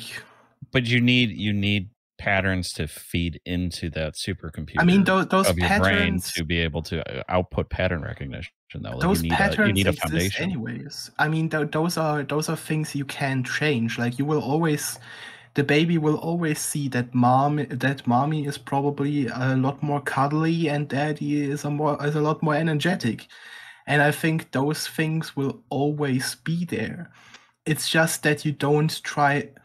You know, like the whole thing. It's not about not teaching. It's not about not teaching them stuff. It's not about teaching them wrong stuff. That's kind of the idea. I But it don't know. is. Like personally, Go ahead, Ray. okay, yeah. Personally, to me, I just feel like she just immediately contradicted her argument. I get that, like, you know, she's gonna be like, oh well, sex and gender isn't the same thing, but like, she's like, oh, kids don't understand what gender is. It's just like, well, like you just described how like, oh, you know, they're just trying to categorize things. what is the kid gonna recognize these categories as anything other than just somebody's gender? They may not know what the word is or its implementation, but they can recognize the differences. Or that there is a difference. And I'd worry about like I think they're gonna pick up on other people's categorization pretty quickly. Like as we said. That's what we like, do. We're very social creatures. The issue is, how does the child categorize themselves when they are being told by their parents implicitly most of the time that they are some other thing, and everyone else is a he or a she, but you're a they. Well, I mean, what does that tell the child? What is that? What information is being instilled in them? That partly upon this idea that a child can get to a certain age and then automatically, decide their own gender identity sort of out of nothing. And I don't think that's how kids work. Kids are very impressionable. This baby concept seems to be predicated partly on the idea that, like, the parents seem to believe that a child can become a certain age, get to a certain age, and then out of nowhere declare that they have a coherent self-identity of gender, sex, and so on. And that's just not how people are. That's not how kids work, especially because kids are super impressionable, and whatever you tell them, they will absorb that. That's why good parenting is so crucial. Yeah, but I think you guys are contradicting yourself with that, because on one side you're saying that children are super impressionable, and on the other side you're saying that it's basically all biological and that they won't that they will just go back to their natural sex instincts. I think mostly they will. Aspects of of people that are biologically predetermined, aspects that are very impressionable. Because a child doesn't know jack about biology, as it's just growing up, and so a child, if it's told something, will probably believe it, without really thinking too deeply about it, because it's still gathering information about the world, and it's still trying to have a basic idea sorted out of how the world is and how its most basic relationships work. Like the relationship of sibling to sibling and parent to child. Here's where I think like the impressionability, and I think this is what you're trying to say, is that the impressionability is going to come from the knowledge and the categorization concepts. Like behavior is probably not going to be all that impacted. Like you're not going to make a boy act like a girl by just like gender neutralizing them. I don't think you're imparting anything to the child when you say that they are a boy or they are a girl. Like they don't have a concept of what a boy or a girl is yet. But they will take that category and they'll extrapolate on it, right? They'll take it out into the world and be like, okay, boy, girl, what is that? And then they'll notice other people using the same terms and like map it on. There's a lot of psychological mapping. There's a lot of category mapping.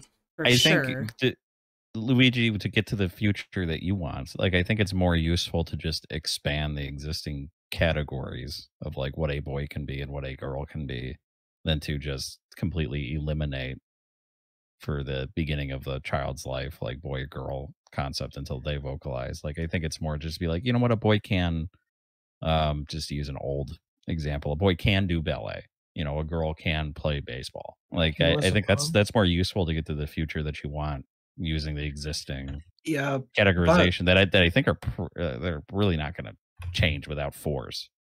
Okay, but in that future that you're saying is a future that is gender abolitionist, and this future that THEYBIES are doing is a future where gender is still a thing. I mean, it's the future we kind of live in right now, like the future that I'm describing. Like I don't think like our boys and girls really like dissuaded from being like, no, you will play football.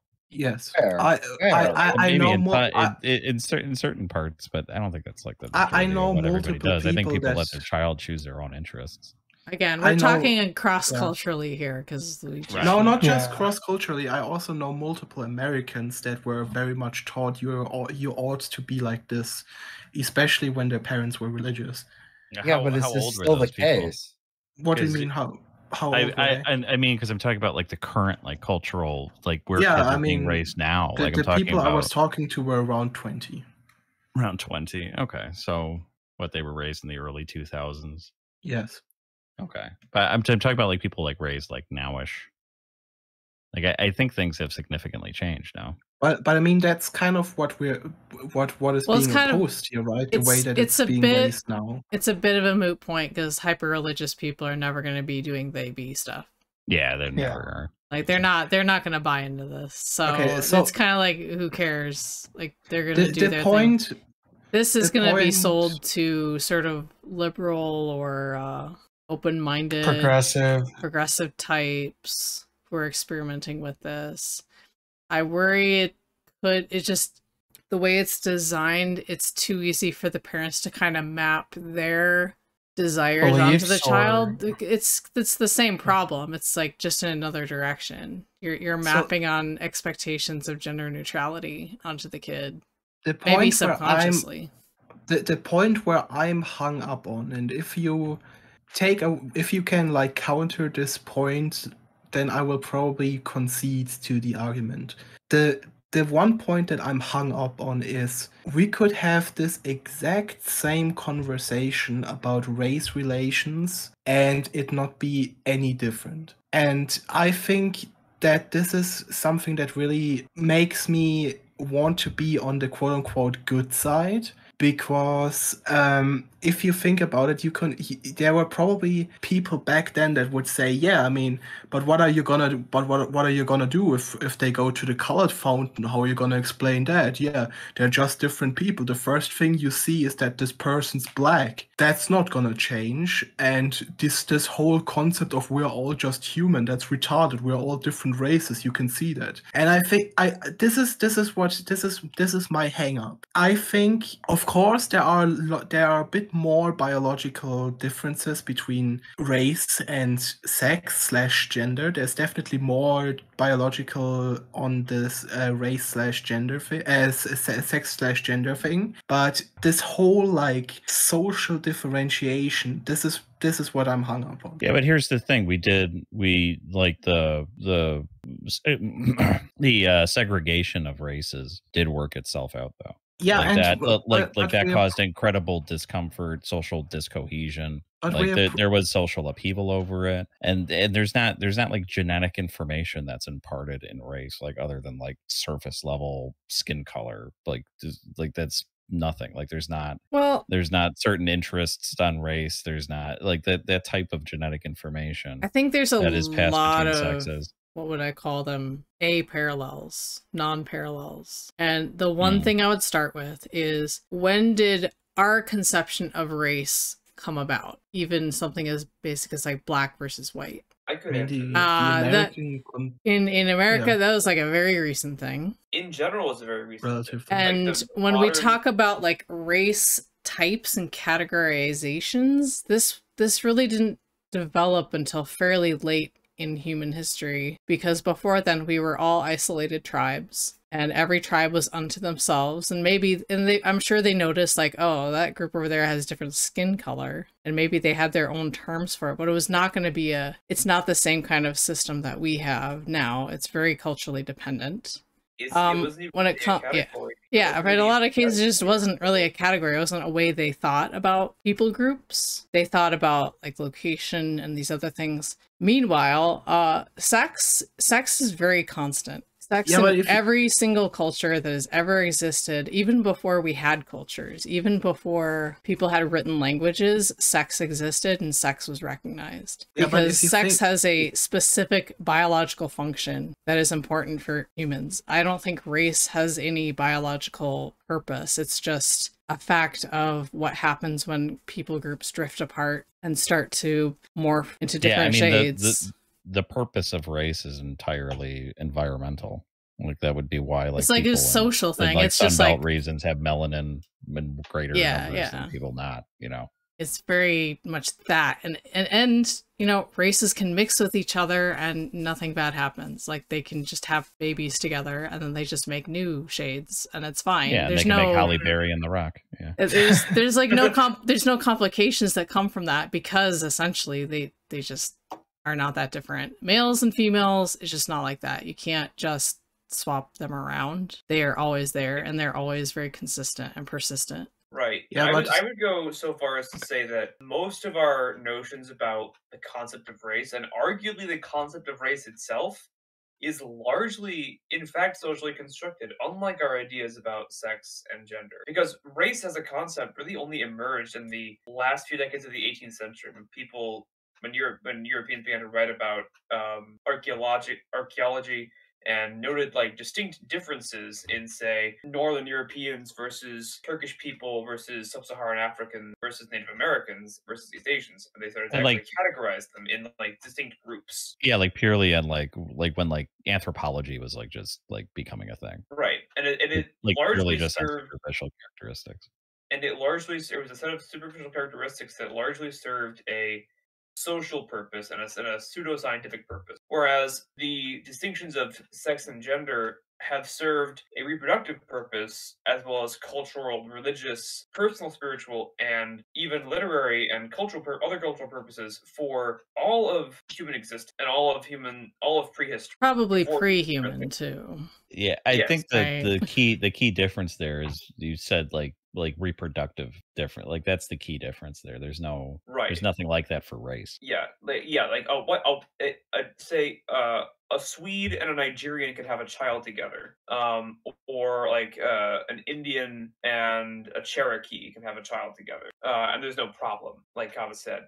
But two men cannot make a baby. Won't stop them from trying, mind you, but they just can't have a baby. Try every Thursday. Yeah. In fact, I'm getting late for it. Oh no, we'll have to wrap up this half-hour video that we've only got 5 minutes into. This is how it goes around here. We get 10 minutes into a video. Do you kind of did we kind of answer your question a little bit, Luigi, or do you want to poke any holes in anything? I think you guys did somewhat address some points that I might not have thought too clearly about, but I would push back a little at the idea that gender was something that was like always like part of humanity, because there was this article like 2 years ago or something that brought a big stink throughout like conservative communities, because back then I was part of the conservative community, right, where it was an article about how hunter-gatherer societies were not actually divided by sex, and that our ancestors were actually quite egalitarian, and they just divided jobs into who was best at doing them. And if you go into what you said, Cav, before about how the richer societies get, the more sex segregated they get, you can also say that like the second that you think about just survival, or just like the quote-unquote normal human way of living, there isn't really much of a gender difference. I think that's a good point, because I've also read about that. I think there's a good biological reason why gender roles evolved the way that they did. And the reality is, if you look at hunter-gatherer societies, these would be, it's not that there were no sex differences, because obviously even then there were major differences in like upper body strength and speed and all the kind, and of course the sex ability reproduction would have been the same. I think what happened in hunter-gatherer societies was resources were so scarce and survival was so difficult that it was really their only choice. They couldn't afford, which is why I made the point about affluence earlier. They really couldn't afford to have gender roles, because everyone was starving and needed to eat. And so, yeah, you're going to have women out in the fields, and you're going to have men probably doing more of their share of the hunting than the women, but still more egalitarian than agricultural societies that would emerge later. Now, why did gender roles get invented? I think that the really clear answer is, as we developed, as we became agricultural, as we got more technologies, things got more complex, and when things get more complex, you start to divide up labor based on efficiency. And what's more efficient is segregation. Segregation is just more efficient. You delegate roles. You say, okay, the men are going to focus on all the big game hunting. The women are going to focus on the weaving because they're at home. They have to take care of the babies anyway while the men are out hunting. So you do that. These women will go out and picking berries. These men will go and build the houses. Like, you just end up doing that because it's just way more efficient than everybody doing the same thing. You see, and I actually agree with you there. I just think we are currently at a point where we don't need this efficiency anymore. I think we're post the need for this efficiency, and as such, we could have a slightly If there were less... super, I mean, that's kind of the paradox, right? Because we're getting to the point of super affluence, and maybe we'll reach a point where it's just like we're on Star Trek and we can just press a button and get food. But communism actually works. But if it's space communism, gay space communism. But I have a feeling, just as the current trend is going, what's going to happen there is men and women are going to continue to be more different, because rather than suppress the differences for the sake of surviving on scraps out in the wilderness, you have the time and the energy and the money to fully live out however feminine you feel and however masculine you feel. So it's like a dual-sided thing, right? I agree. All right.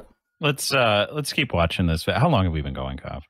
We have been going for about 2 hours. 2 hours. Let's get to the question where the interviewer asks her, what are you going to do when your child comes home and says, am I a boy or a girl? I do want to hear that answer, yeah. Yeah, and then I say we wrap it from there.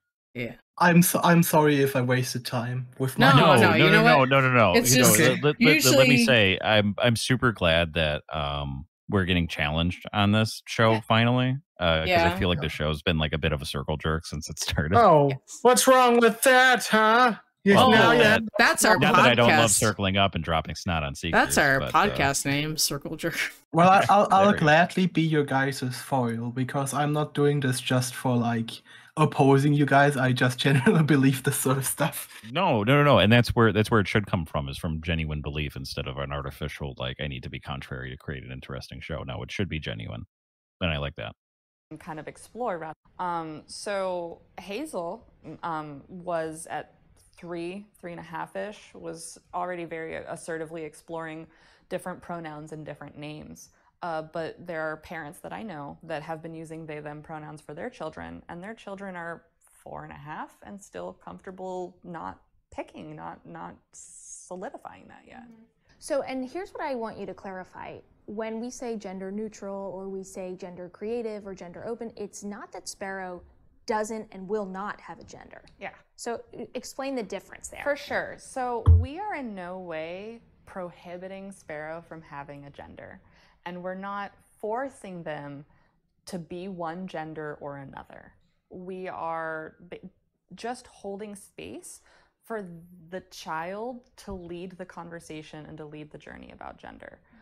So it's at their pace and at their preference. You know, if they say, call me a boy today, we'll say, great, you're a boy today. They say, I want to be a girl today. Okay, you want to be a girl. Okay, well, I want to be a boy, but I want to use she, her, and I want to have long hair, and I want to play with army trucks.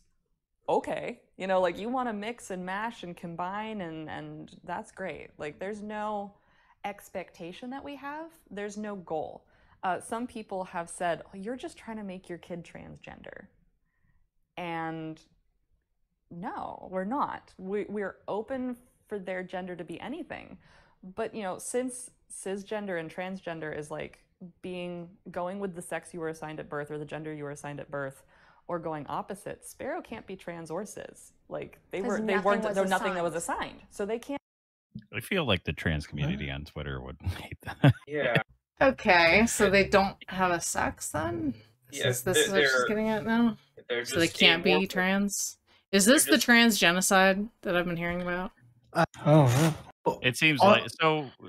Yeah, what do we think of that? Because that does kind of like blow up the whole gender dysphoria, transgender thing. It just seems like she's saying my baby is an amorphous blob until it randomly decides to decide for itself. You know, like nothing is that's an uncharitable reading. But nothing is assigned, and so there's, you know, you sort of just something. not Mhm. clearly delineated, Good. which is very weird. And I think that ultimately it's why I don't think that like this sort of phenomenon should be included alongside like transgender people, Mhm. because like to be transgender is to be seriously delineated. To be cisgender is to be delineated in the same way. And besides, to be trans requires you to have a set of concrete feelings or intimations, set of concrete feelings or intimations about who you are, and a sort of incongruity between you and how people understand you. This gender neutral approach is just my baby is effectively not anything really until it randomly decides to be something. But it can't really be something unless you.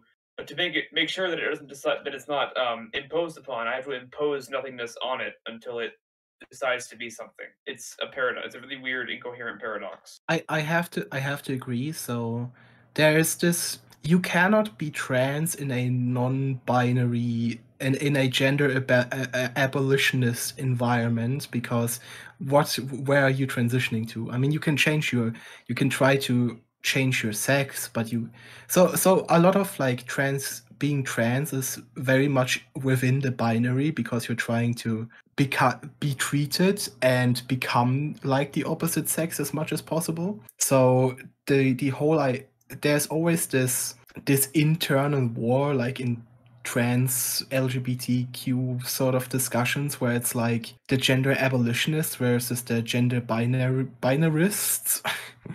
And I think this woman is leading towards gender abolition in a misguided way. I have a question Because- for you. I know you've Yes. been kind of like defending the THEYBIE position. Do you think being raised as a THEYBIE would have helped you with your gender dysphoria? I think it might have alleviated a bit of it, but I've also been no, I think it would have been more or less the same, because I've already been more or less raised as a baby. It was still very clear, yeah, I'm a boy. But like my mom bought me a doll when I wanted one. So like I was never like super like sexually segregated, and my mom always was very strict about like not letting my dad like force me into any niche. It was more when I like went to school where I like really noticed that some traits that I would have to change to be like socially acceptable. And then there was also the issue that gender dysphoria also comes with body dysmorphia, so you hate your genitals and you hate the way people see you. So you can't really get rid of that issue, but you can definitely improve.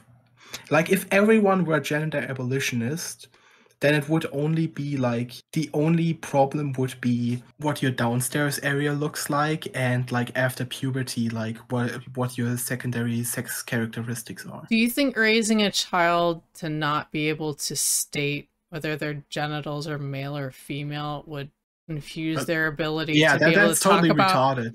their body retarded. like how do you Yeah, even talk that's about just- your body that- dysmorphia if you don't Yeah, have that that's ability? retarded. That's completely retarded. So there is one thing to say, okay, so gender is a social construct, so we might not want you, we don't want to force you in any way, but that doesn't change the fact that this person has a vagina, this person has a penis. And you still need to address those things, because, okay, you need to clean this part this way. When you start having sex, you use this part in that way.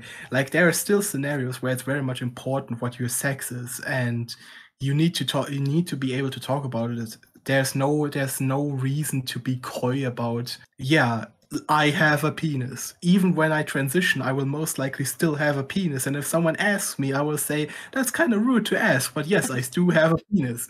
So Gotcha. I was just curious. Yeah. It was a Oh good no, that's answer. totally fair. We can keep going. Rebel against it. It's just up to them. So it's making me think of the term gender reveal. Yeah. Is that the real gender reveal in It your is. family? There's a funny image I saw on Facebook that was like, my gender reveal party is going to be when the child is old enough to communicate, they tell everyone, we respect it, and we eat cake. And I'm like, that's perfect. So yeah, it's there will be a gender reveal. It'll probably be slowly over time. I doubt that they're going to wake up one day and be like, I identify as this, and that it'll be unwavering and that'll be the end of it. I think there will be exploration and experimentation, which I think would be more common in children if they were given room to do that. Now, what if Sparrow says to you in the coming years, am I a boy or a girl? I would tell them that they're the only one who gets to decide that I can't know that. Well, do you feel like a boy? Yeah, that's retarded. Yeah, that's the big thing that I. Yeah, that's where she loses me. Like it's at that point where you go from this is a good idea to like help your child think for themselves to indoctrination. Oh, am I a boy or a girl? Well, that's your choice. I don't know what those are. It's like you don't have know, to decide. Like, okay, what am I deciding between? Can you explain that? You don't know the child doesn't know the terms of what they're deciding, so they can't really make a decision properly. Yeah, it's Okay, yeah. Do you want to be a Bleeblork or a Glee Glass? It's like, well, I don't know. I want to be a Plumbus. Do you want to sign up for this timeshare without knowing anything about what's involved in owning a timeshare? Oh, to be fair, have you seen a Plumbus? Plumbus are very sexy looking. Yeah. Oh, they're I want that plum pussy. I think everyone wants to have their own plum pussy on them. Like no matter what's going on down there, everyone wants an additional plum pussy. No, isn't it the case that like it's super illegal to not like lay out the terms of a contract to somebody? Yeah, for sure. Yeah. Well, it's actually up to the person receiving the contract to know what's in the contract before they sign it. Like it's not like you can't go in front of a court and be like, hey, I didn't even read this. Like I just signed it. No, yeah, absolutely. But like if the terms of the contract are being purposely obscured from you, yes, that's like fraud. that. Yeah, I mean, technically, legally speaking, you also have to make sure that the recipient kind of at least has plausible deniability that they could know about what's in there. So if you went to someone who you know can't read and you then make them sign something without like an interpreter there or something, then you do actually have legal grounds to say I void this contract because I didn't know what was in there. Yeah, like there's all kinds of laws around like sending out like, for example, like loan disclosure documents. Like if you were to send somebody a loan disclosure, I don't want to get too deep into the weeds of this. I'm just saying. Okay. Like, I got you. Yeah. Like I'm just saying, like it's important. Like we understand that it is important to inform know the people terms of something before you agree. Yeah. Like that we inform people what they're signing up for before we have them make a like a possibly like life-changing decision here. Yeah, I'm 100% with you on this. Yeah.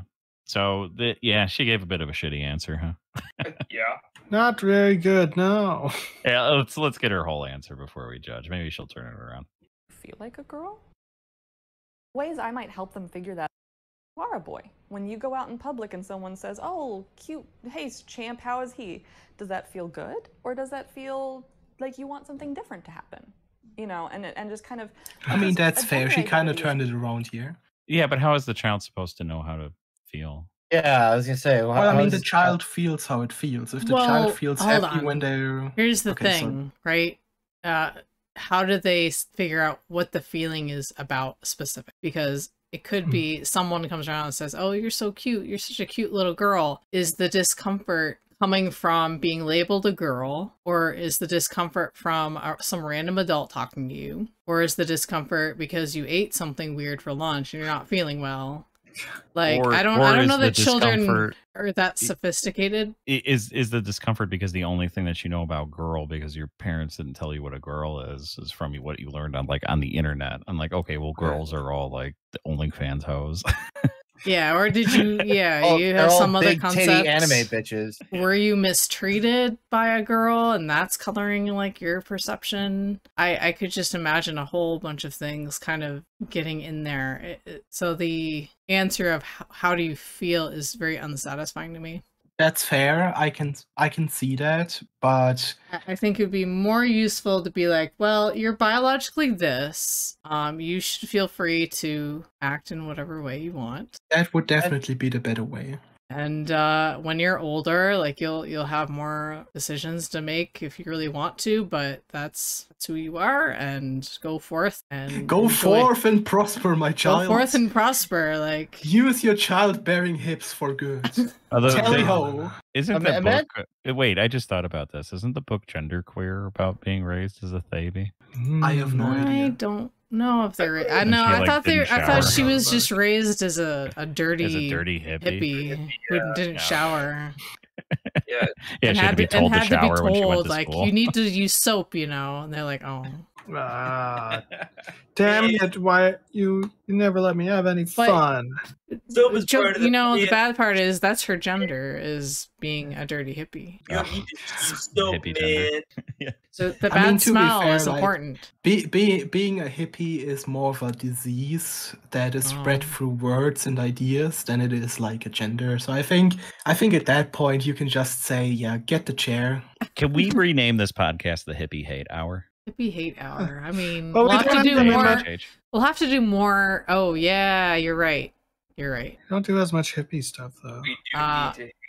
We could call it the 88 podcast.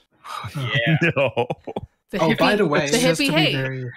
I do actually. I have worked on something while we were doing this episode about the intro for this episode. I thought we could do like a Flintstone intro, and it would be like, "Theybies, meet the babies, they're a gender-neutral way of life. Theybies, meet the Theybies, they're a gender-neutral way of life. Theybies, meet the Theybies." Okay, we're gonna cut this off. We got I'm gonna cut that whole thing out. Yeah, no. Unfortunately, we might actually get copyright struck for that. Oh no! What? No. That singing was so on point. Don't underestimate Warner Brothers. They're crazy. They copyright struck Wabbit. Oh yeah, that's right. Yeah, didn't someone once get a copyright strike on YouTube for hitting a towel dispenser in a bathroom with a certain rhythm? Yep. I feel like I know this story. Yeah. Okay, yeah, cut it out. Cut it out.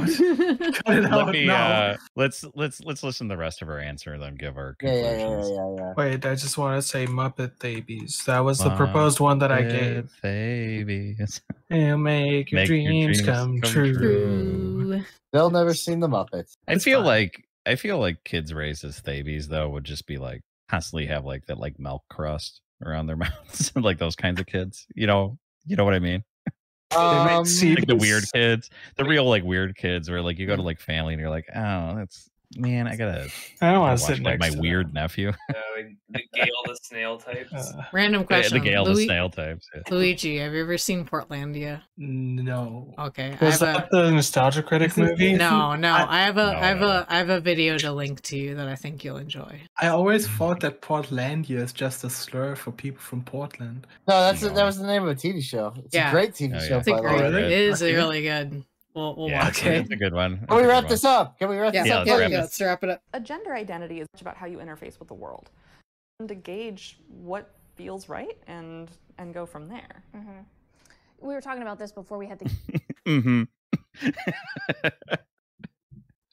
All right. Yeah. So it's just all about feelings to her. I don't know. I do love how much you love her. Like just totally like. Would you call this sassy black woman energy? What, the interviewer? No, the girl going, yeah. She just didn't want to. She probably either didn't listen to what the answer was, or just didn't want to engage with it, do you think or didn't understand it. You're like, oh, we've been talking for exactly what she wants to hear. We've been talking for 8 minutes, and I can't take anymore. Yeah, Joke's she's like, on I gotta her. get out She of has this 20. home. She has 20 more minutes. Yeah, this home smells like fucking Lipton soup mix. I got all these precious moments figurines staring at me. It's like I want to get out of this fucking creepy place. We never get to meet Sparrow, and that's unfortunate. No, we never get to meet him. I mean, they. Well, Sparrow grew up to be a very beautiful young woman named Orlando Bloom. Ah, true. So it all worked out. All right. Well, this was very fun. Go ahead, Luigi. Yeah, I thought they just grew up to be Jack Sparrow. True, yeah. Drinking whiskey and rum. So I think we covered everything pretty well. This was an interesting discussion. I'm glad we got pushed back. Yeah. I want to look up. Okay, I'm gonna Google search for a second. I was raised as a baby. I want to know. If it's on Lips of TikTok, don't play it. No. My internet working? Why not? Yeah, how come this video hasn't made it to Lives of TikTok yet? I feel like there's some things that Too could old. be dishonestly edited out of this. No, It's they play. old Are you and kidding me? it's- Too old.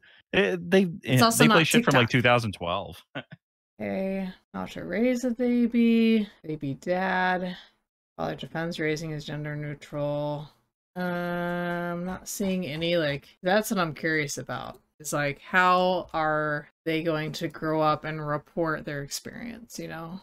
Are they going to be like, oh, it was, yeah, super fun, I got to do whatever I wanted, I wasn't restricted? Or are they going to be like, I was super confused and anxious all the time, and I never knew what was expected of me, and going to school was awkward, and it always seemed like we were in conflict with family and friends about something, and I didn't understand what was happening to me. Well, I think you'll probably find both. Yeah.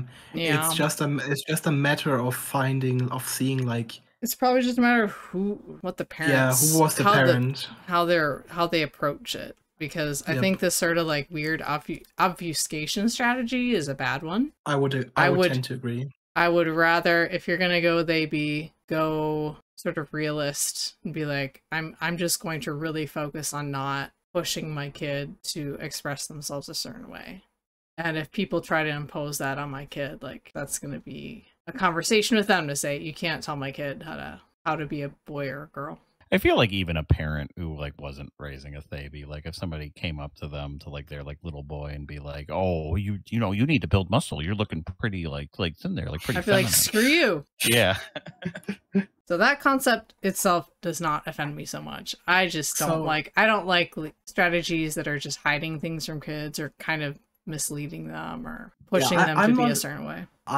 My mom brought me once to like a barbecue party of like a person she worked with or something, and both of this person's children were boys, but they had long blonde hair, painted fingernails, earrings, like girly earrings, and I felt massively I felt the massive urge to call them a oh no. I'll be honest. Hey, we're gonna have to bleep that. Did you do it? He restrained himself. Walsh. I'll be honest. And back then, I don't think I would have bullied them, but I would have definitely avoided them. I was never a bully, thankfully. Well, it's definitely it would get people understand. confused. I will say that much. It does. I remember when we did the non-binary pronouns video. There was that kid with long hair. He said, "Oh yeah, I get misgendered all the time. It's fine. I just like my hair long." I've been called a girl, I think 309 times now, and I like my hair just how it is. Super based. All right. Any final comments? Closing thoughts. Babies are cringe. You shouldn't do it if you're gonna have kids. It's very prescriptive of you. Strong anti from. Okay, my final thoughts are that there are good ways to raise a baby. There are bad ways to raise a baby, and it will depend on the parent. And it's a relatively complex issue that we will have to see how it pans out in the future.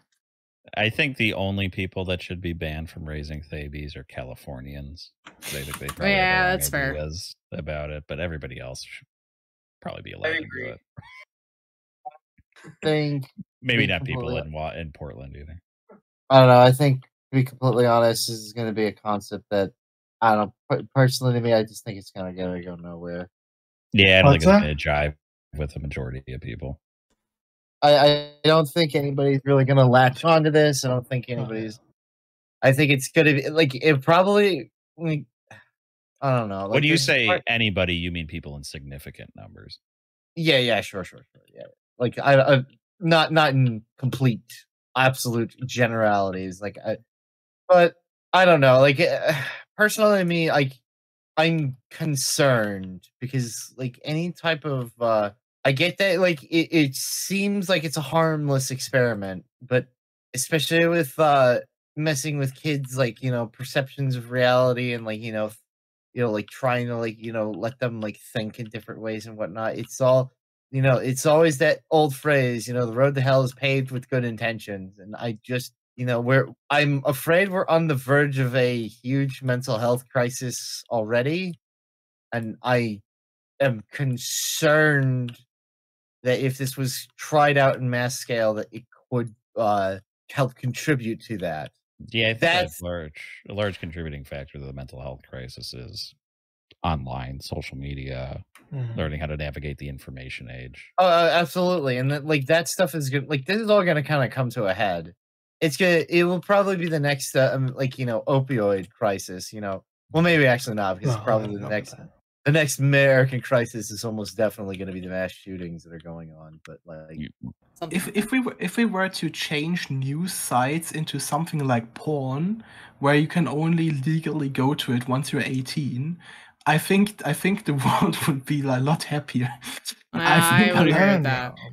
Okay, gotta get rid of the pre-18 porn. Yeah, if we got chips installed, where like when you use your computer, like there's certain websites you can't go to. I think a lot of people would really enjoy the government forcing chips into their babies. I don't think anybody would object to that. Yeah, and then you could tattoo 666 into them, and they definitely like that. And you can, but the problem is that you can't really go into their brain, so it'd be best if we could find it in like an injectable form, but you have to disguise it really well. Yeah, you would have to hide it in some form of like a made-up flu or something. Maybe something that comes from an oriental place like Japan. Yeah. Or China. My God. But yeah, no, okay. The Orient, yes. YouTube, this is a joke. This is a joke, YouTube. Yeah, just so like, yeah, my biggest concern with this is just like maybe it's a nothing burger, but I'm concerned about the potential like mental instability that this would cause in kids. That's my biggest problem with this. Yeah. That's why I'm very kind of like I guess the word is gun standoffish about it. Yeah, you're like chipping away at a foundation haphazardly. Yeah, I would say so from my perspective, I think there are good ideas nested in there. I don't think you need the they be concept per se to get at those good things. Yeah. And I think the playing around with, oh, you're not really a boy or a girl, or it's just like this amorphous thing is just gonna do more to confuse the issue. I feel like children just need a little more structured instruction on how things work, and then the freedom and flexibility to be like, okay, well, you still have choices even though this is where you're at. I don't think it's ever going to be super popular. It will probably be more popular in the near future. I'm guessing it's such a an intense and time consuming and socially consuming practice that a lot of people are they're just gonna give up on it. And I would also suspect there's gonna be some people who grow up and be like, well, that was just a disaster, I'm not doing that again. Yeah. So, but we'll see. I think it's important to know that like if you're a parent, like, and I'm going to use myself as an example, and like my kid came up to me and like they were born male and they came up to me and said, Dad, I think I'm actually a female. I'll be like, oh, thank Christ, somebody to finally express my metrosexual tendencies on. Bruh. I will cringe you until you That's a good place to end it on. I would just say, I will leave the final sentence, like and subscribe. Oh. Like and subscribe. Yes. And send me feet pics. That's her brand. I'm not doing that. Oh. My feet had scabies. That's not happening. This has been the first episode of Gay Quarantine, or the Hippie Hate Hour. Hippie Hate Hour. Whatever you want to call. Yeah. We'll come up with a new one next Kitty Shack. The Kitty Shack? I think Gay Quarantine could be a good name. What is the connotation of a kitty shack? I don't know. You're a cat? You have a shack? that you tie the homosexuals up in? I mean, it would remind me a little bit of a brothel, but otherwise, I think I feel like the only thing about gay quarantine is you'd remember it, and it's easy to search. Yeah. True. Yeah. 3 homos and a pussy is a little tricky to find. Oh, I'd love that name though. That name's funny. It is so funny. Man, we got to figure something out. Oh well. Yeah, I feel like we can do better. We can do better than gay quarantine. We'll just it'll be a sequel. And I mean the other problem is half the time we don't have just 3 homos anymore. Yeah, we have like 4 or 5 or some furries and some everyone's a homo. Some like other degenerates, just like all the sexual hour. Yeah. We're gonna have to bleep that too. All right, I gotta take off. Too many slurs. Okay, it'll be the slur hour. Slur posting. All right. Well, this was fun. You guys all. It was very interesting. Have a good night, everybody. Bye-bye. Bye. Merry Christmas. Good night, everybody.